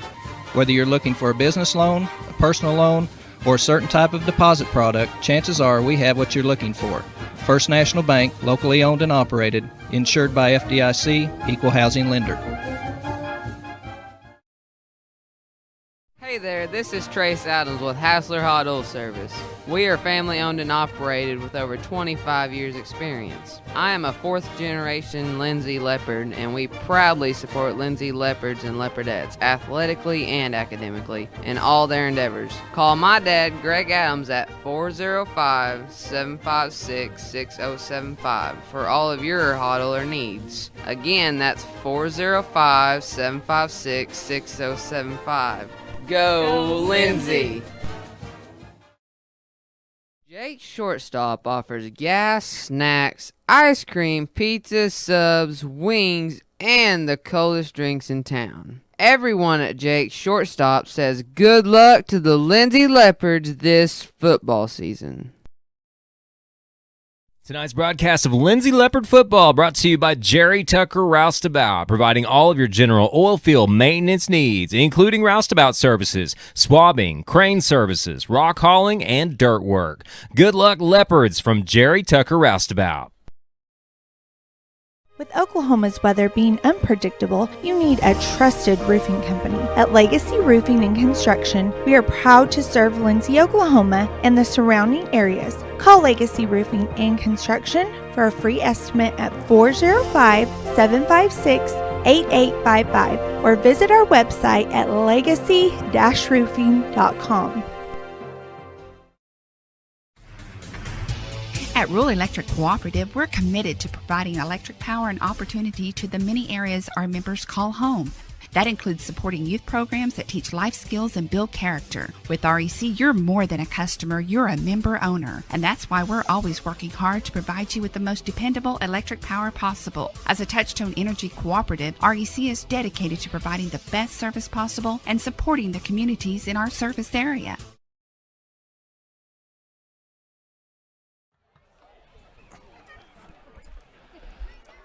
We're back here in Comanche. It's halftime, 44-0. The Leopards with the halftime lead. Glenn, the Leopards, they really haven't done much wrong here. Maybe a few penalties that we'd like to see maybe get under control. But, man, outside of that, I haven't found anything that I can put a demerit on. No, it was just a dominating performance on both sides of the ball. And even when Comanche did threaten, Bentley Kessler comes up with a big interception to deny them even scoring. So I think they're really pushing for a shutout tonight. And but district play, you got to be playing well, and the Leopards are definitely doing that on both sides of the ball. Well, let's talk a little bit about some of our official and unofficial stats from that first half, and we'll start with Comanche and Cooper Doucette from the quarterback spot. 8 carries, 23 yards. Gabe Diaz has 6 carries for 51 yards. And then Butler had 3 carries in there for 15. They brought the freshman Roy in there at the end. He had 1 carry for 3 yards, but just 92 yards of rushing there in that first half. And if you take the 48-yard pass play away that they got there late, just before half, that's the only completed pass that Doucette's had all night. He's 1 of 5, 48 yards, did have the interception, but that's their only completed pass play. So 140 yards of total offense in that first half. So the Leopards did a great job. On the flip side of that, Leopard offense, 342 yards of offense, 232 of that on the ground, and 121 of that belongs to Brody Ramming. Yeah. Ramming's got 10 carries, 121 yards, and 2 touchdowns, one of those a 57-yarder. Ty Ferguson's got 6 carries, 91 yards. He's got a 39-yard touchdown run. Jacob Vaughn had a couple of carries in there along with Price Stubblefield, but again, 19 rushes, 232 yards, and 3 rushing touchdowns for the Leopards. Ramming on the night is 4 of 5, 110 yards, and 3 touchdowns. Yeah. It's actually, it is 110 yards, so he's got a 61-yarder to Price Stubblefield, a 26-yarder to Andon Register, and a 15-yarder to Bentley Kessler. Kessler with the interception as well. But, 342 yards of offense for the Leopards. They've just they've clicked on all cylinders here, and I know you've got some big numbers for them on defense as well. Yeah, and leading the way, Priest, Williams, and Ty Ferguson have been just dominant in the middle and with tackles. If you look at first downs, the Leopards only have 8 first downs, which seems weird when you've got 44 points, but you're scoring on such big chunk plays that you're not really accumulating a whole lot of first downs. Comanche has 7 first downs, 5 on that last drive where they got down there and they were threatening. And so Lindsay is 2 for 4 on third down, and 1 for 1 on fourth down, and then Comanche is 1 for 6 on third down and 0 for 3 on fourth down. So when they get in that third down, and that 1 first down they got when it was third down was on penalty. Yes. So the Leopards have been very efficient on third down, and that's one of the keys that coaches always look at is what is our third down efficiency, and Leopards are doing great there, 2 for 4. Again, you've only got 4 third down plays in a game where you've scored 44 points. So that pretty much tells the story. Yeah, it does. It's it's just been a lot of fun sitting on this side of the stands. Yeah. Again, we're on the visitor bleachers over here, but we talked about at the top of the broadcast. I think Leopards brought as many or more fans than the Comanche has over in the stands over there. Of course, there may be a little more spread out, but again, the Leopard fans making the drive down here has really made it made the sitting on this side of the field maybe a lot of fun with the fact that we get to hear their reactions. We're usually in the press box or sitting behind the opposing team. So. Right. But, again, the Leopards with the 44-0 lead here at halftime. And, again, clicking on all cylinders. Not much you can do. We may see a lot of chances to see some of the players that don't get a lot of time to play here in the second half. And, again, that's huge. This is a district game. Mm-hmm. You get to bring in and get that experience here because you're going to need those guys going down the stretch of these games as you get later in the season. Yeah, and Coach Henry's mentioned it in coaches' shows.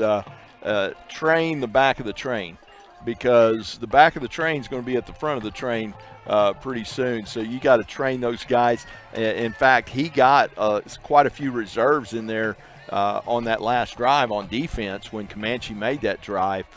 There were several reserves in there on that drive. So already looking at getting those guys experience. There's nothing that replaces game experience. You can practice and practice and practice, but until you get out there in a game situation, it's just never the same. Not the same.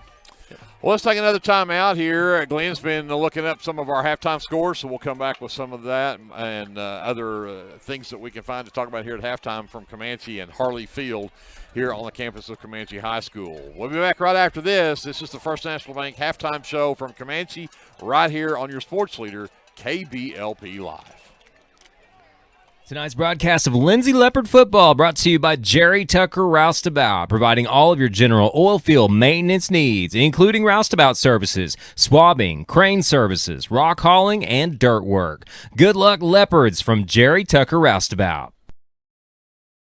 With Oklahoma's weather being unpredictable, you need a trusted roofing company. At Legacy Roofing and Construction, we are proud to serve Lindsay, Oklahoma, and the surrounding areas. Call Legacy Roofing and Construction for a free estimate at 405-756-8855 or visit our website at legacy-roofing.com. At Rural Electric Cooperative, we're committed to providing electric power and opportunity to the many areas our members call home. That includes supporting youth programs that teach life skills and build character. With REC, you're more than a customer, you're a member owner. And that's why we're always working hard to provide you with the most dependable electric power possible. As a Touchstone Energy Cooperative, REC is dedicated to providing the best service possible and supporting the communities in our service area. The Board of Directors, physicians, and employees of the Lindsay Municipal Hospital would like to take this time to recognize the Lindsay High School football team, the coaches, and players.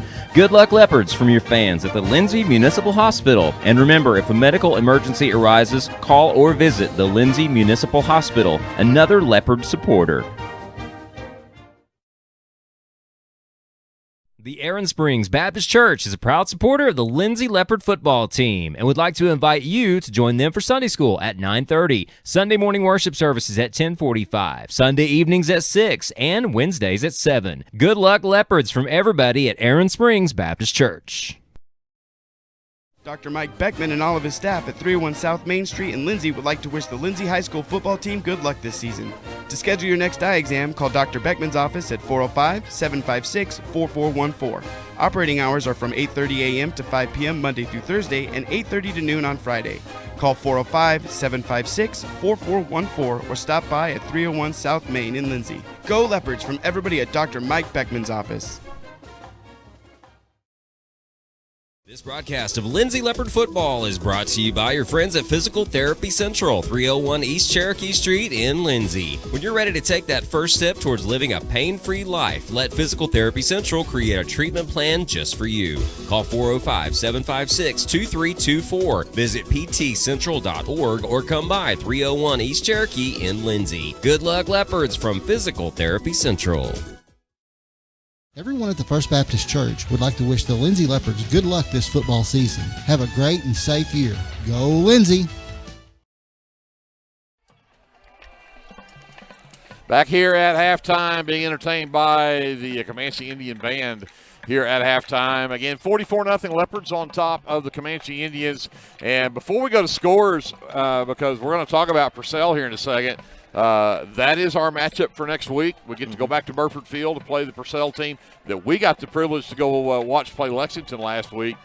Scary team. Yeah. A lot of things about Purcell scare me, but I would be amiss if I didn't bring up Jason Bridwell does so much there in Lindsay and State Farm with the area schools, but he has come up with the first annual 28-mile Rumble Trophy that will go to the winner of that Purcell-Lindsay game. So a big thank you to Jason Bridwell for coming up with that. But the 28-mile Rumble Trophy, that's a big deal. And, of course, we know the rivalry between Purcell and Lindsay. It's just, I don't care if you're talking basketball, football, baseball, softball, I don't care what it is. They'll do that. So there's a lot of it for grabs. We've got the Highway 19 Trophy, and now we've got the 28-mile Rumble Trophy. So we'll see how that goes. But again, let's go to talk about some of these scores that you've looked up, because I know Purcell is going to be one of those. Sure, and talking about that trophy, I mean, Lindsay plays Purcell. They played Purcell for I don't know how long in a non-district, and now they're actually in our district. And so we will play them this year and next year. And then probably if they're not in our district, we'll probably back to a non-district game. Right. So great job by Jason recognizing that, and always makes it fun when there's a trophy involved. Oh, yeah, absolutely. You know the kids want that trophy. Yeah. It's the bragging rights. You get the trophy in your house for a year. I mean, come on. Yep. Games, like I said last at the first of the broadcast, Community Christian played Little Axe last night. Little Axe plays all their home games on Thursday. So when we play at their place, we do play at their place the last game of the year. It is a Thursday. No, that's Crooked Oak. Crooked Oak. Yeah. So but 2 weeks. 2 weeks from tonight. 2 weeks from last night. Yeah. October the 6th. When we play at Little Axe, it will be a Thursday game, and Community Christian on top of Little Axe 39-0. So technically, they're in the lead in the district. They're 1-0. There you go. Until these games. Until these games, yeah. Right.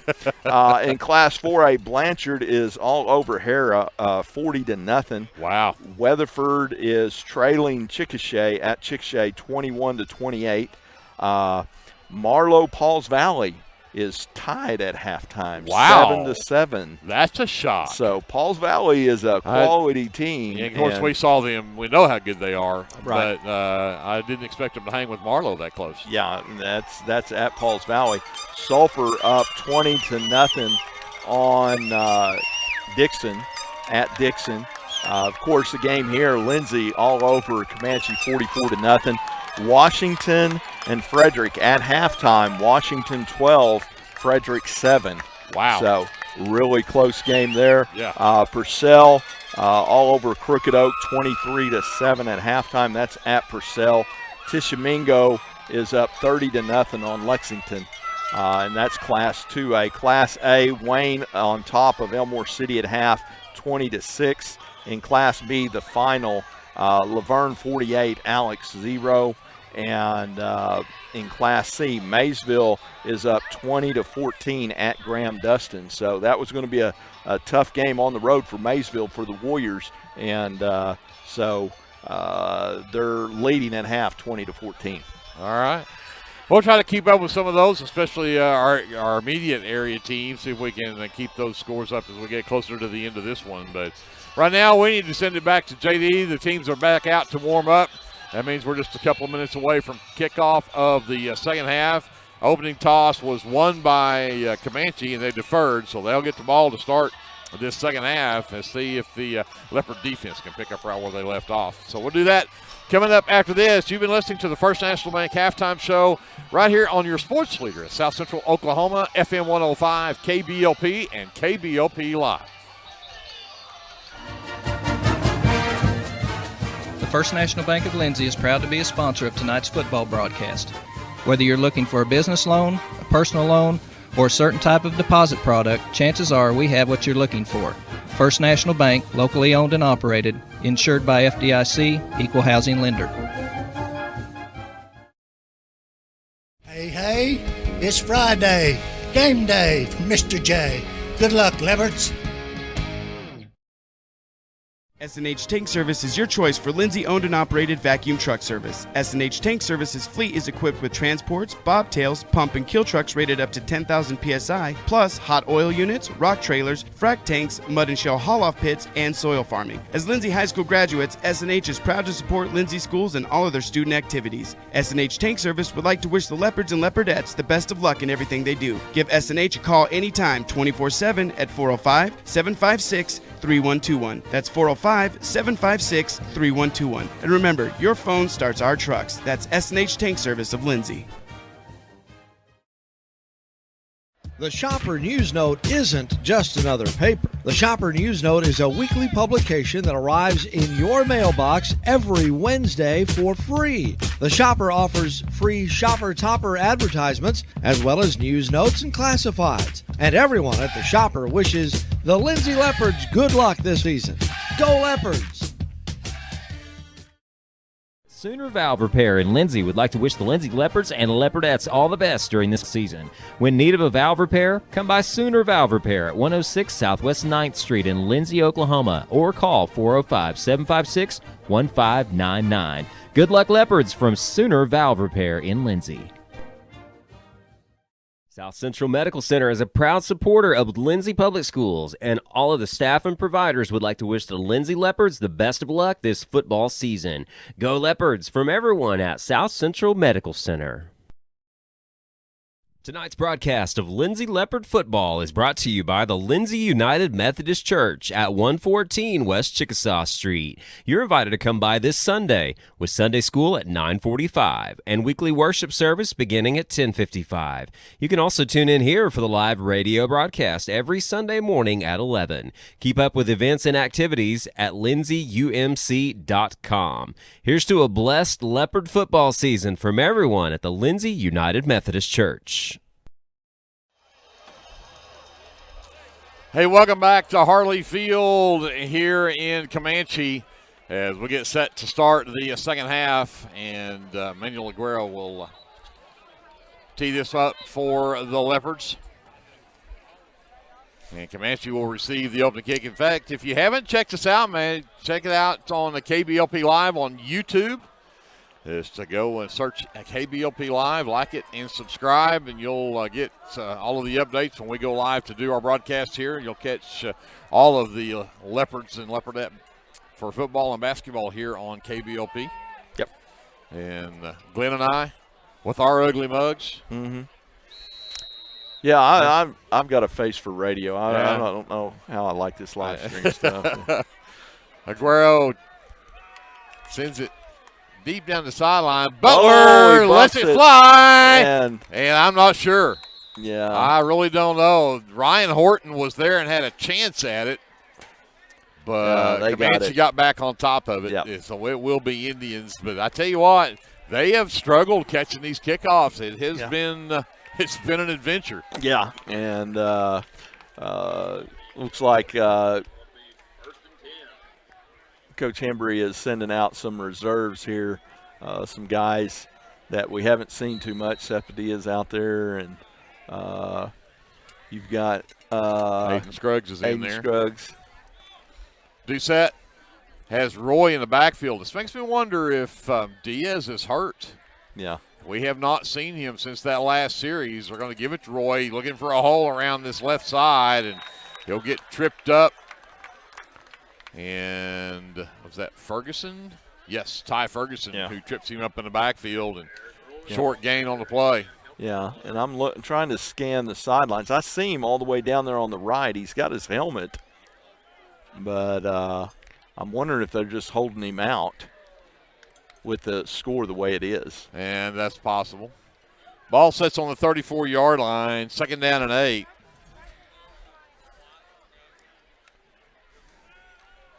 Back to pass, Doucette, flushed out of the pocket, rolls to his right, has a man and throws it, short hops it to him. It'll fall incomplete for Cooper Doucette.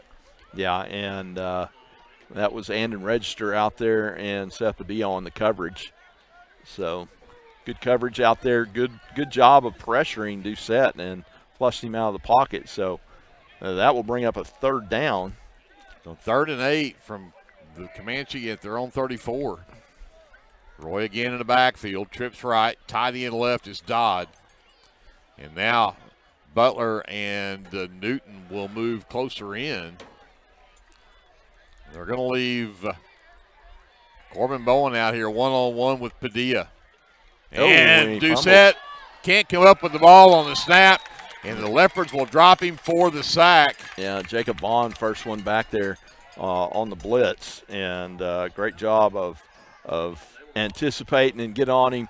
He couldn't even breathe right there. That'll bring up a 4th down now, and looks like Doucette's moving back to punt formation. Lost back to the 27-yard line, brings up 4th and 15. Doucette stands at his own 15 to punt it away. Kessler back at his own 40. Knuckleball punt short. Kessler comes up with it at the 50, goes to the 45, gets around the edge to the 35, the 30, and knocked out of bounds on the far side of the field. We got a flag. And Kessler's slow to get up over there. That's not a good sign for the Leopards. No. And looks like he's being attended to by a couple of the guys from the Comanche staff over there until the Leopard staff can get there. But I'm like you, I thought I saw a flag back here about the 35. I don't know if that's going to be a hold, and Kessler's going to get up and walk off. He's walking gingerly on that right leg, but it's a good sign that he's at least up and mobile. Yep.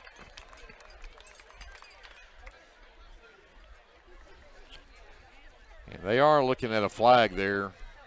So we'll see what this call is. The gain, again, the far side of the field, really hard for me to see from here, but I think he's right at the 25-yard line, but they're marching the ball backwards. This is going to be a hold on the Leopards, and they'll move it back to the 40. So the Leopards will take over 10-26. Left to go here in the third quarter. They lead 44-0. They'll have the ball at the Comanche 40-yard line.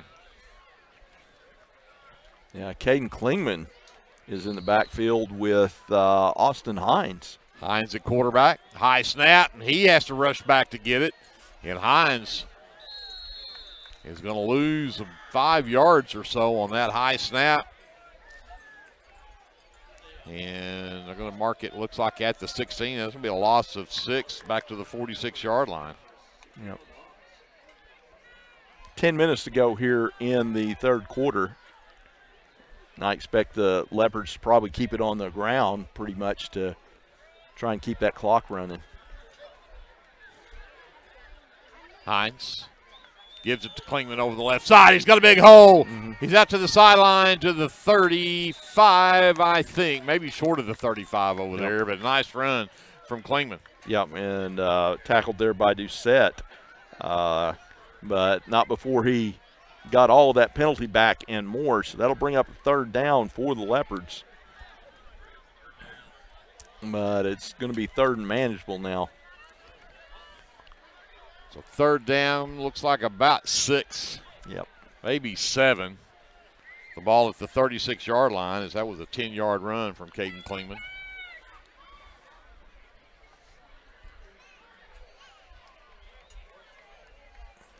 Gets these other guys in here as we can. Twins right, single receiver left.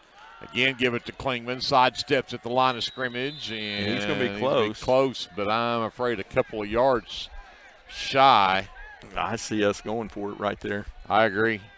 I think the ball is on the 31. Oh, they give him the first down. Yep. Put it at the 30-yard line. 6 yards and a first down for Caden Klingman. Yep. And this is huge for these guys. Absolutely is. Number 15 is Jack Dodd, who split right over here along with number 10, Ryan Horton. Klingman in the backfield along with Hines from the shotgun. Again, Klingman right up the middle and bowls over a couple of big guys and gets some short yardage, but marks it down, looks like the 26-yard line, so we'll call it 4 and make it 2nd down and 6. Yeah, you got Colton Hines is in there, Priest Williams. You've got Aiden Scruggs on the line. I'm trying to look on that other side. Ethan Jones is split far left over there along with Horton this time. Yeah, Bo Blankenship's still the center. Hines calls for it, gives it to Klingman again. Caden right up the middle, and Klingman, he's going to have the first down. He should be inside the 20 to the 19, and he'll pick up 7 more and a first down. Yeah, and he's brought down there by 81, who is not on our roster. First down, Leopards at the 19-yard line. 7:45 left to go with the clock running here in the third quarter. Leopards with a 44-0 lead. Horton is split left over there with Jack Dodd. Ethan Jones is split right. Klingman in the backfield. And it looks like that's Priest Williams lined up in the slot left. Hines calls for it.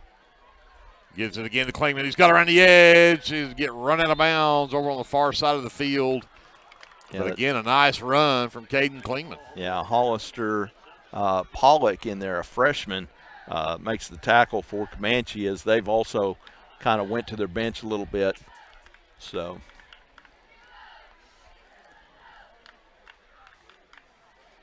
2nd down and a yard. The ball's at the 10-yard line. Yeah, it looks like Landon Poole is in there at left. No, it's 58. That's Hannibal Hines in there at left guard. Klingman to the right of Hines from the shotgun. Counter at the middle. Klingman headed toward the end zone, and he's going to be just shy.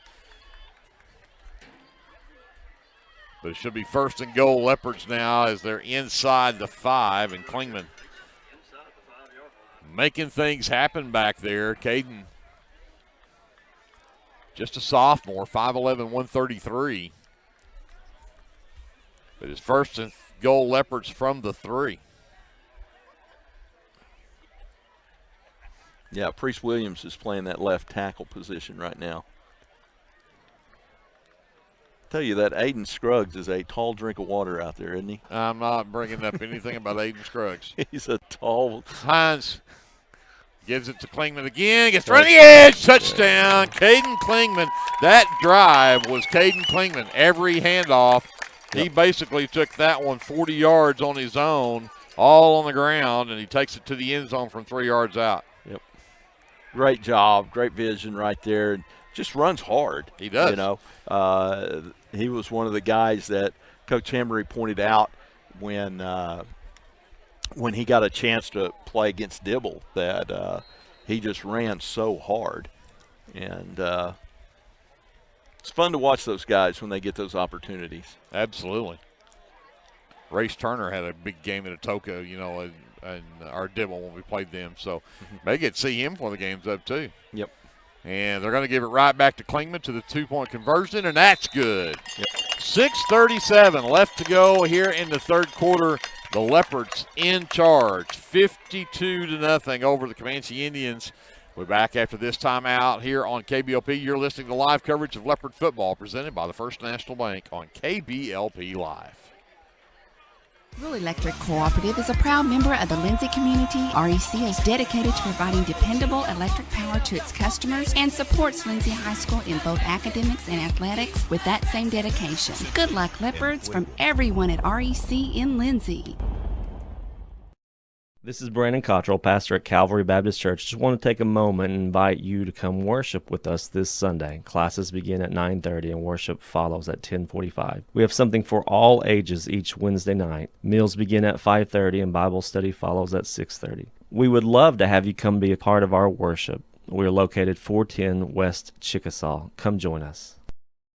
If you find yourself in Chickasha, Oklahoma, stop by Legends Pub House and Venue for lunch or supper. Legends also brings you some of the best concerts around. Everyone at Legends would like to wish the Lindsay Leopards good luck this football season. Go Leopards! 6:37 left to go here in the third quarter. 52-0 Leopards on top. Manuel Aguero has it teed up. That one was a 40-yard touchdown drive. Took 9 plays. Final 3 yards capped off by Caden Klingman. Another short punt. Butler from the 30. Takes it right up the middle of the field, breaks a couple of tackles, and he'll be tracked down just shy of the 35-yard line. So, yeah, that was 58. Hannibal Hines in there on the tackle. So 6:30 left here in the third. Comanche takes over, and they'll mark it, looks like, at the 34. We'll call it. Yeah, they've got number 30 and number 3 in the backfield. So number 30 is Coble Lewis, the sophomore. And I'm not real sure. Number 3 is Landon Steele. Yeah, and number 7, Blaine Wood, just ran all the way off the side of the field. We've got trips left now as Lewis calls for it, look at the pass, throws out in the flat. It's caught there, and then immediately tackled is Landon Steele. Yep, that's number 56, Landon Poole, with the tackle. So Landon tackles Landon. Yep, for a short gain of 1 maybe. Yeah. Oh, a loss. A loss of 1. Yeah, loss of a couple, yeah. So make it 2nd down and 11. Lewis again in the quarterback, rolls to his right, looking for a hole, and again closes up pretty quickly as he gets to the edge. Yeah, Keegan Gibson in there, freshman on the tackle. Yeah, he'll get back to just about the original line of scrimmage, and that's it. So he gets a yard of that back. So 3rd down and 10. Lewis, single back, twins left.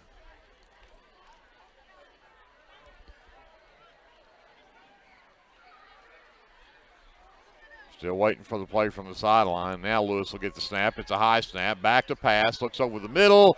Tipped and nearly picked. Yeah. That is the number 23 for the Leopards, Manuel Aguero, who nearly came up with an interception right there. Yeah, Jack Dodd tipped it, and it almost went right in Aguero's hands. So that'll bring up a 4th down and 10 now. And, of course, down 52-0. I'm not sure that you punt this one, but they do. Yeah, as Doucette will bring the punt team onto the field. Yeah, they will send Aguero back to return this one.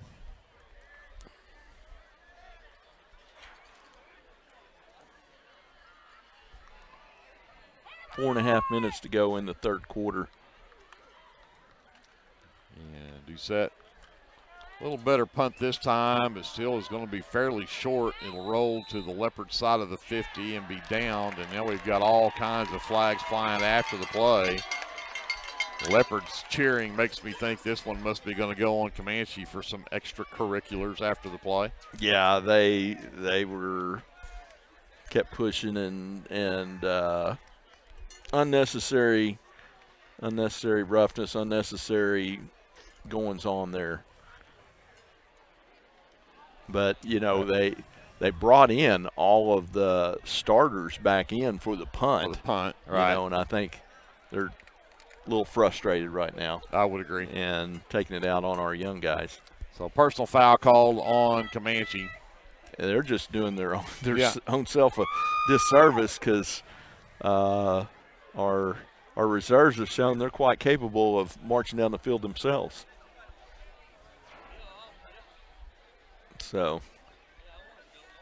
we're going to get the 15-yarder. Going to move this all the way down inside the 25-yard line to the 24. Yeah. So the Leopards will take over with 4:17 left in the third. 1st and 10 on the Comanche 24-yard line. And they're taking the timeout. And Comanche's not going to call a timeout.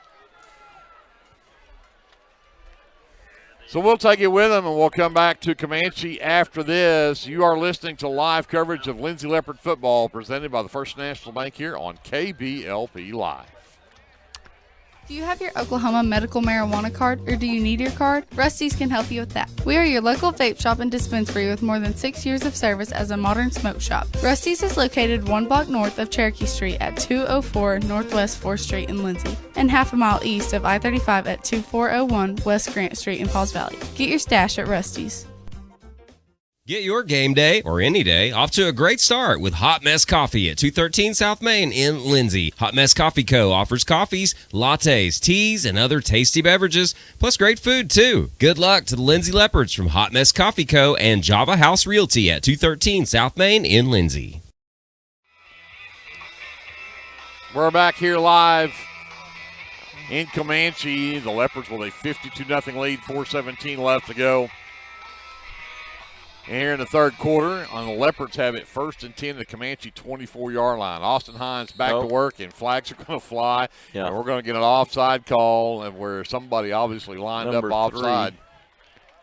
The guy over here was indicating it was number 3. So that'll move it to the 19-yard line and be 1st and 5 for the Leopards. Yep.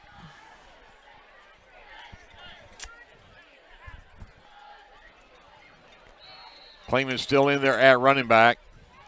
Number 5, Tanner Curry, is split wide left. Horton is split wide right along with number 22, Ryder Trammell.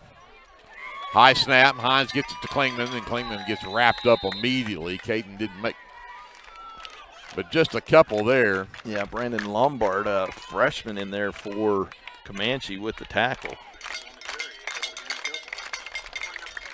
So 2nd down, call it 3 on a couple picked up there by Klingman.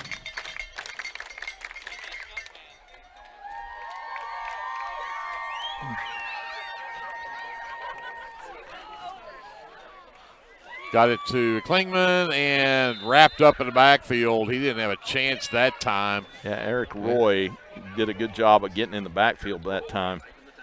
So this is going to make a long 3rd down here. This is back to the 20-yard line. Yep. 3rd and 6.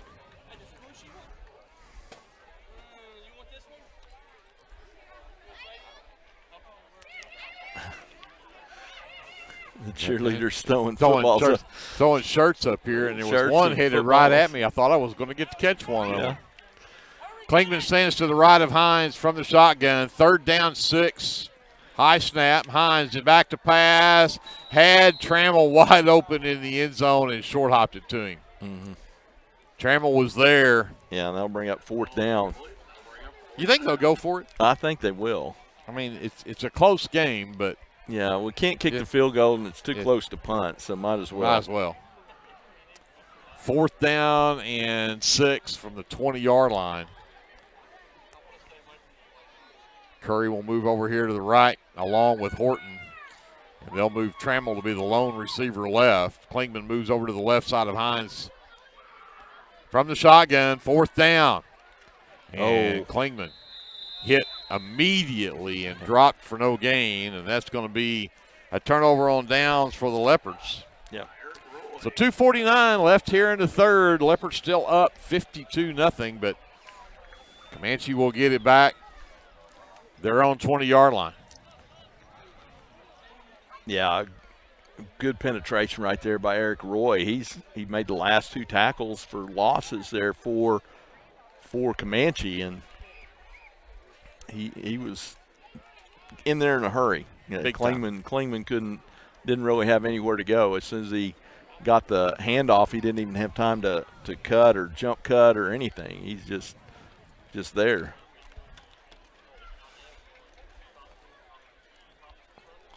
Looks like we've got Ryder Trammell is in there at defensive back. We've got Manuel Aguera also. Jack Dodd is back there. Horton and Curry out here. Yeah, Tanner Curry.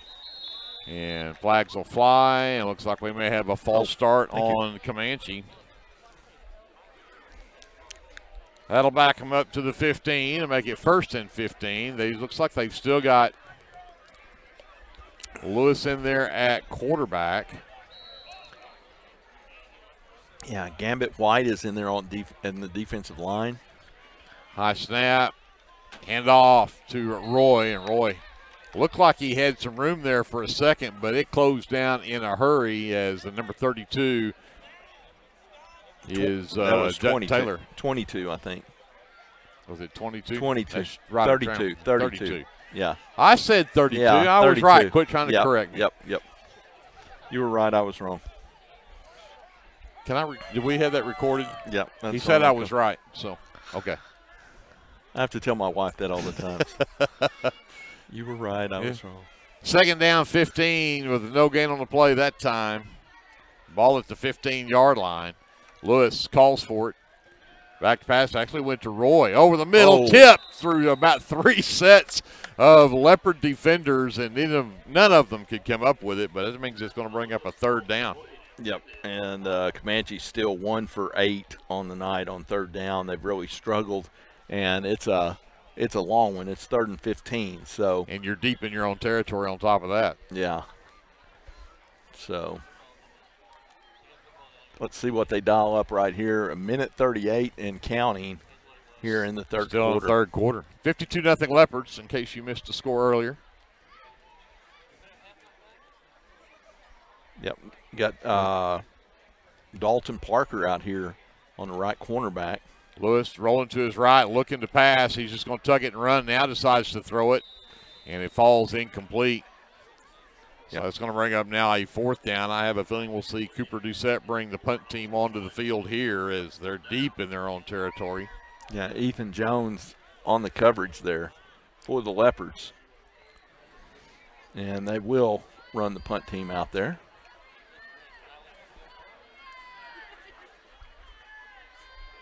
So Leopards should get it in good field position.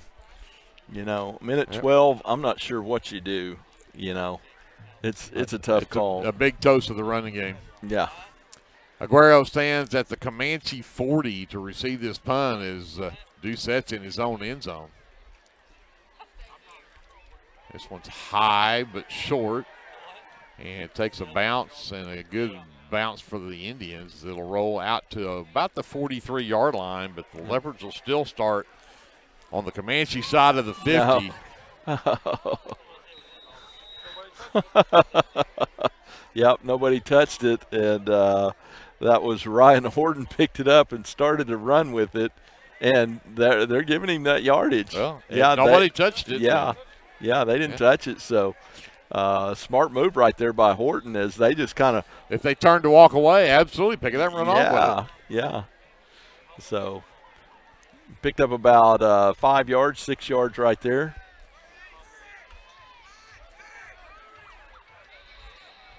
So, again, trying to get some of these subs in here, but the Leopards will be at, looks like, the Comanche 36-yard line. Yeah. You got Klingman and Hines back out there in the backfield. Jones is split left. Trammell is split right along with Curry. And Klingman again up the middle, puts his head down and gets to the 30. Picks up 6 more yards there. Yeah, brought down there by Hollister Pollock, a freshman. They've got a lot of freshmen in there right now. So 2nd down and 4.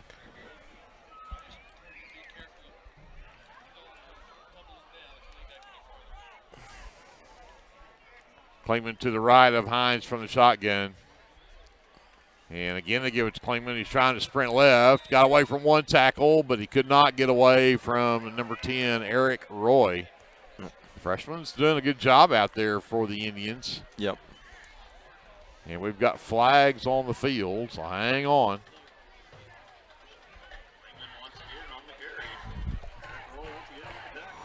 Bugs like a attack bug come flying in, dive bombing my face. And are they going to call that the final play of the third quarter? Looks like it. They're still sorting out the flag. So We'll do this. We're going to send it back. We'll let you know what the penalty was and what happens when we come back after this timeout. You're listening and watching live coverage of Leopard football presented by the First National Bank right here on KBLP Live. Are you caring for an aging parent or other loved one at home? It's important to know you're not alone. Hi, this is Connie Upton with Abiding Home Health. The people we serve have a variety of needs, of acute illnesses to individuals who require health care assistance to live independently at home. Our goal is to make a difference in the short and long-term care of each patient. For more information, visit us online at abidinghomehealth.com. Abiding Home Health, creating personal, positive changes and transformations. Hey, it's Friday. Game day from Mr. J. Good luck, Leopards. Everyone at the First Baptist Church would like to wish the Lindsay Leopards good luck this football season. Have a great and safe year. Go Lindsay! We're back here in Comanche. We start the fourth quarter with the Leopards up 52-0. The ball's resting at the 30-yard line. I saw the White Hat come over and talk with Coach Embry. I'm still not sure what the penalty was, what the flag was. I have not actually seen an official signal yet because both teams went to flop ends of the field. So yeah, once again, you've got the sideline marker showing second down and the scoreboard showing third. So now we may replay this down. It's second down and 4. Yep. From the 30-yard line. Hines calls for it. Klingman right up the middle. That's number 32. That is 32. That is Dutton Taylor. Yep. And tripped up. Might have got a yard to the 29. Yep, I don't see any flags. So it's going to be a third down. Yep, third down for Lindsay. Third manageable. Even though the scoreboard does say fourth down. Yeah.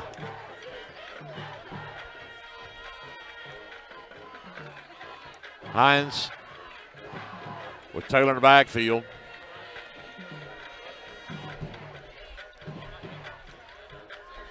Oh, yeah. He got the left edge. He goes. Yep. And he's got it to the 10, to the 5. Touchdown. 29 yards for Dutton Taylor. Yeah, great block and seal right there on the end. And then you had, that's number 12, Ethan Jones out here with a great block on the cornerback. And he just speed walked right into the end zone for the score. So Dutton Taylor, a 29-yard touchdown run. 2-point conversion. Give it to him again. Same play. Can he get to the pylon? He can. And that is the 2-point conversion. So with 10:50, and they're going to do a running clock here in the fourth quarter, obviously. Now this, that clock is skipping and doing all kinds of fun stuff. 60-0. Leopards on top with 10:35 to go. We'll keep it here for this timeout. As we get set to go to the fourth quarter again, we'll be back home next Friday night. And the Purcell Dragons will be in the house. Again, we watched them play last week, and they are scary. Yeah. They've got a lot of speed. Everywhere. Boston Knowles at running back is an absolute beast, and the Leopards are going to have to figure out how to stop him. But and they do a good job of getting him in open spaces, and he can run. He's got that jetpack on him.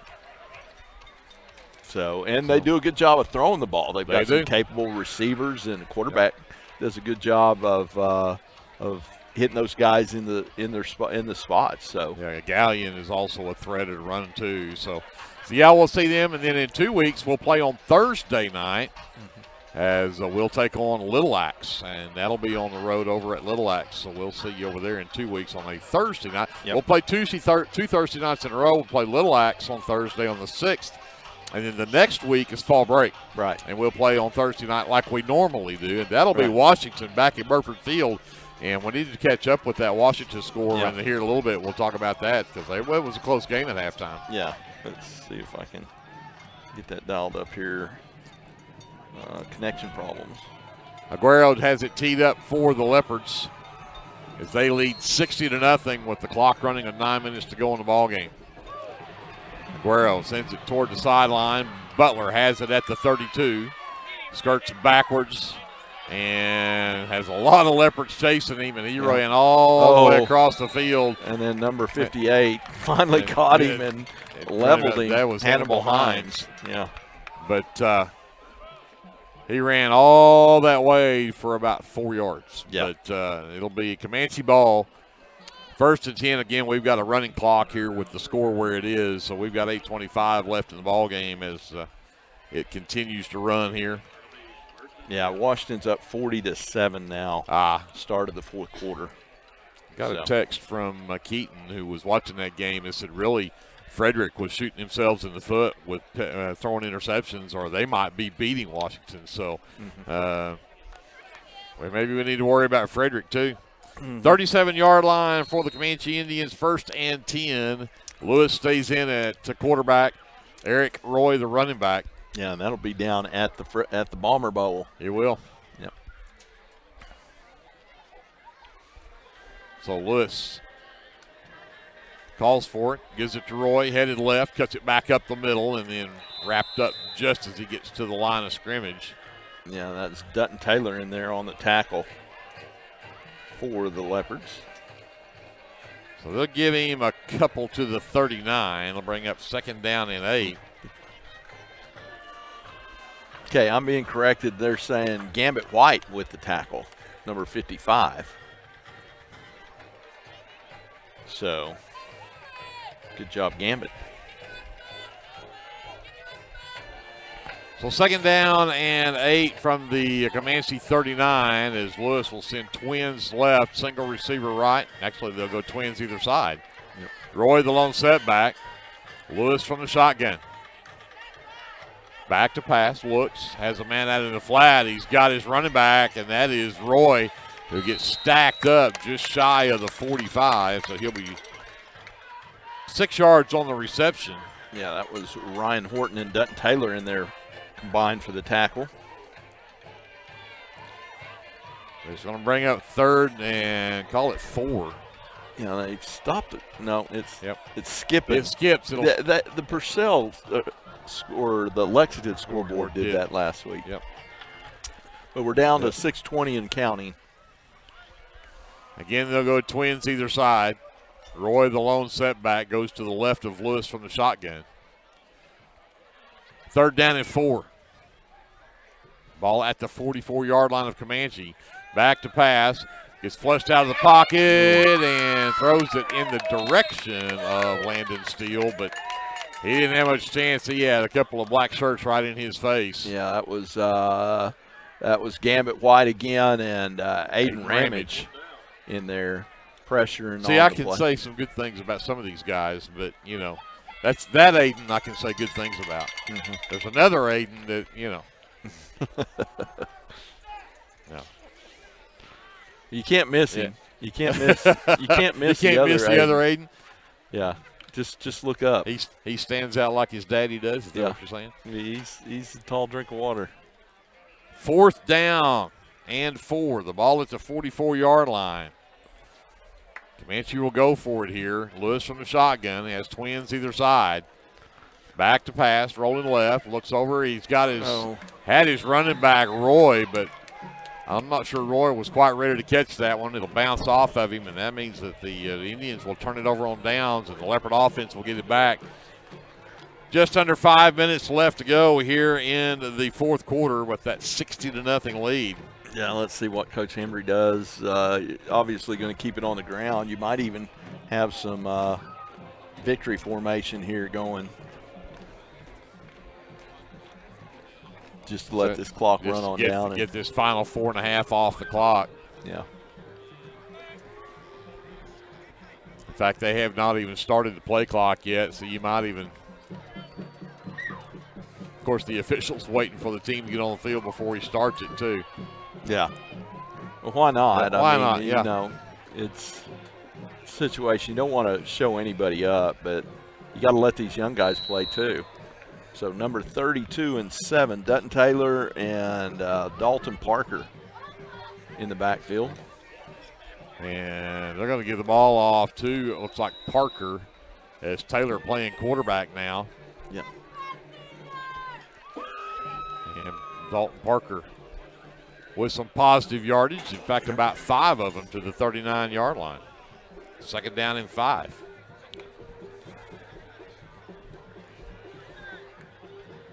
Curry is going to be split right.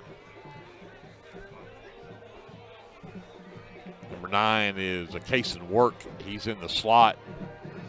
Aguero is also split right over there.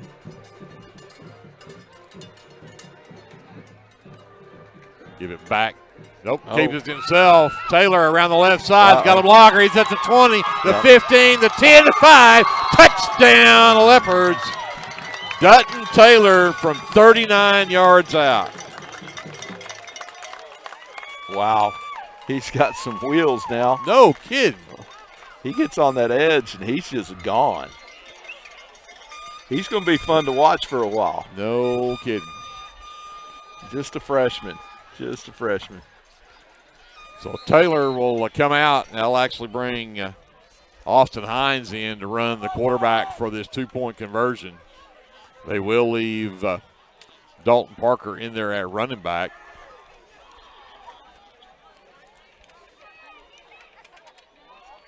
Takes some work, lines up in the slot right. Jones is split left along with Jack Dodd.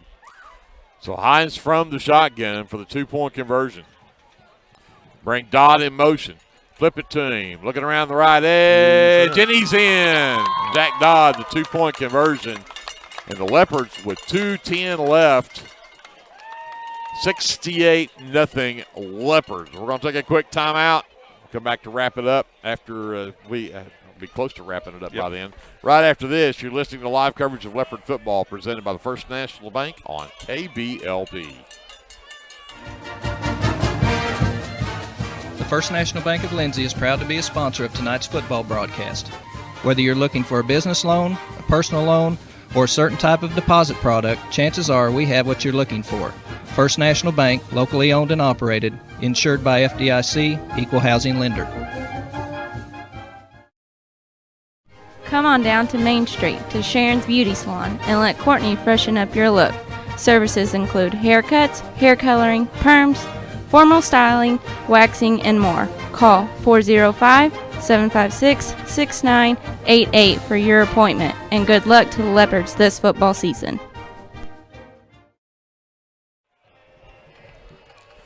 We are back here in Comanche. The clock runs with a minute left to go. Manuel Aguero will kick it away for the Leopards, but this will be over very shortly here, and the Leopards are going to improve to a 3-1 on the season. And more importantly, pick up that first district win. Aguero, Roy at the 35, wrapped up immediately. And that was number 10, Ryan Horton, who wraps him up just as soon as he caught that. Number 10 tackles number 10. 32 seconds on the clock. It runs. I'm not sure if Comanche will even snap this one off. They may. They're going to mark it at the 39-yard line.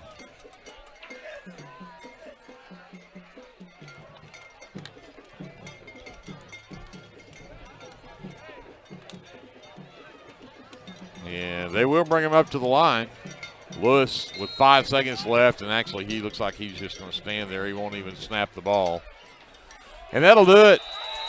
The Lindsay Leopards improved to 3-1 on the season, 1-0 in district play. And Comanche now drops to 2-3, or 1-3. 1-3. And 0-1 in the district. So the Lindsay Leopards will get set to take on Purcell next Friday night back in Burford Field. I would run some numbers here for you, but let me just quickly do this while Glenn's looking up scores. The starters, I don't think ever even saw the field in the second half. But we need to talk about Caden Klingman. 16-20, 27-36, 43, 45. and 3, so 48 yards on 9 carries on the night unofficially for him. And then, of course, we saw the 29-yard touchdown run that came in there from was that clean? Dutton Taylor. Dutton Taylor ran that one. Yep. And then I guess all I got, the 39-yarder there at the end.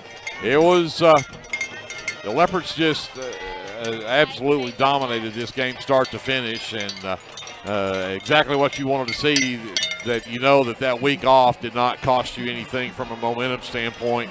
And now you're ready to go play Purcell coming up on Friday night back at Burford Field. Yeah. So, what a game. I tell you what, the Leopards just have got everything going on both sides of the ball. Everything looks good. And to come in here and do this to not a bad Comanche team is speaks volumes. I tell you what, they're going to be getting some attention all around the state, and particularly in the district, and maybe a little bit north and east of us at number 1 Washington. So great showing from the Leopards, and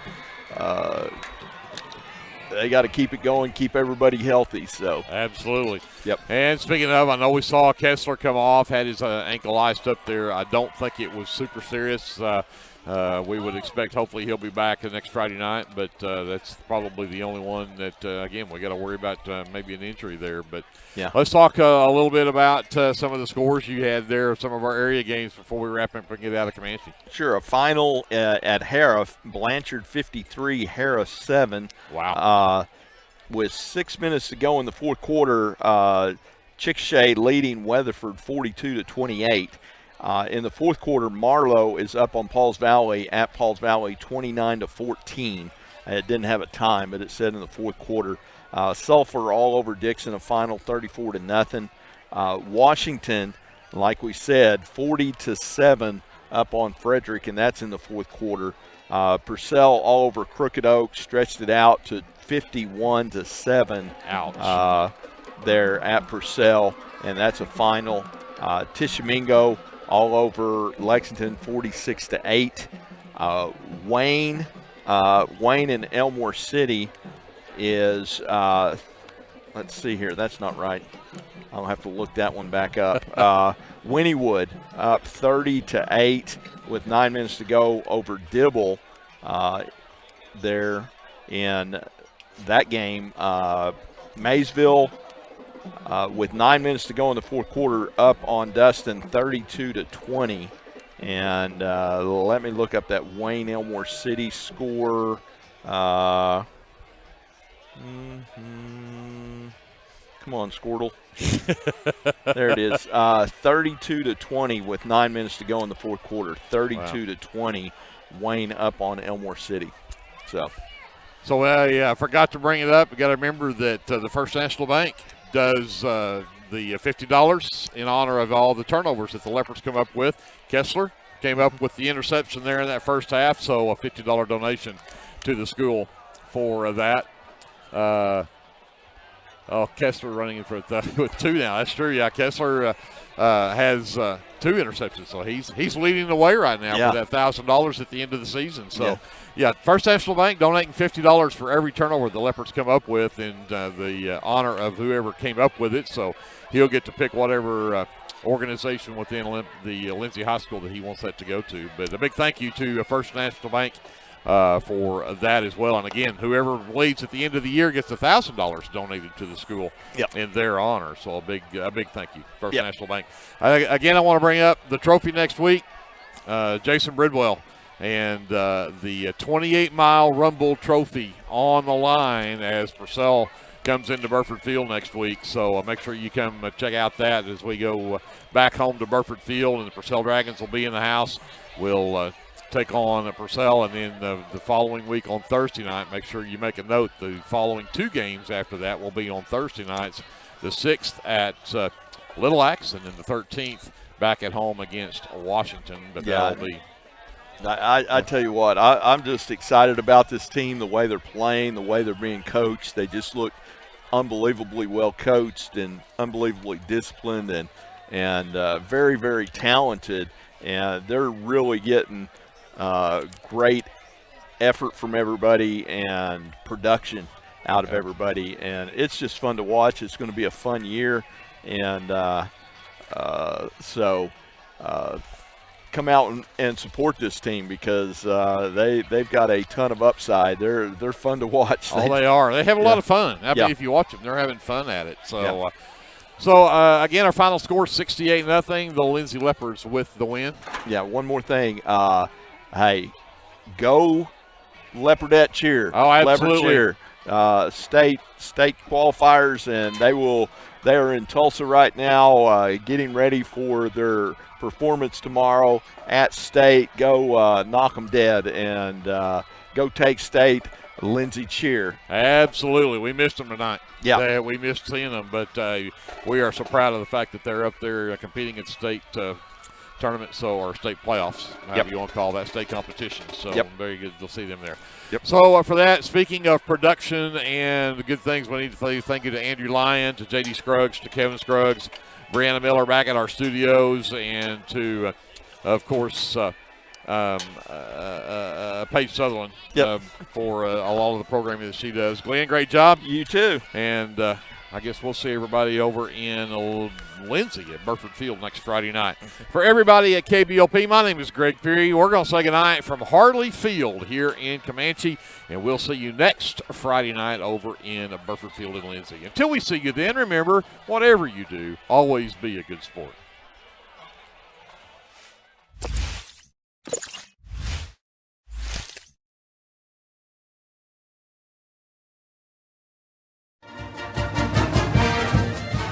The First National Bank of Lindsay is proud to be a sponsor of tonight's football broadcast. Whether you're looking for a business loan, a personal loan, or a certain type of deposit product, chances are we have what you're looking for. First National Bank, locally owned and operated, insured by FDIC, equal housing lender. This is Brandon Cottrell, pastor at Calvary Baptist Church. Just want to take a moment and invite you to come worship with us this Sunday. Classes begin at 9:30 and worship follows at 10:45. We have something for all ages each Wednesday night. Meals begin at 5:30 and Bible study follows at 6:30. We would love to have you come be a part of our worship. We're located 410 West Chickasaw. Come join us. Hey Lindsay community, my name is Christian Torres and I am the minister for the Lindsay Church of Christ. I would like to invite you to join us for worship Sundays at 10:45 a.m. and for Bible class Wednesdays at 7 p.m. Our address is 1205 West Cherokee Street. The Lindsay Church of Christ is a group of imperfect people who love God, His Word, and each other. And we love this community so much, and we pray that all the students and teachers have a great school year. Come and join us at the Lindsay Church of Christ.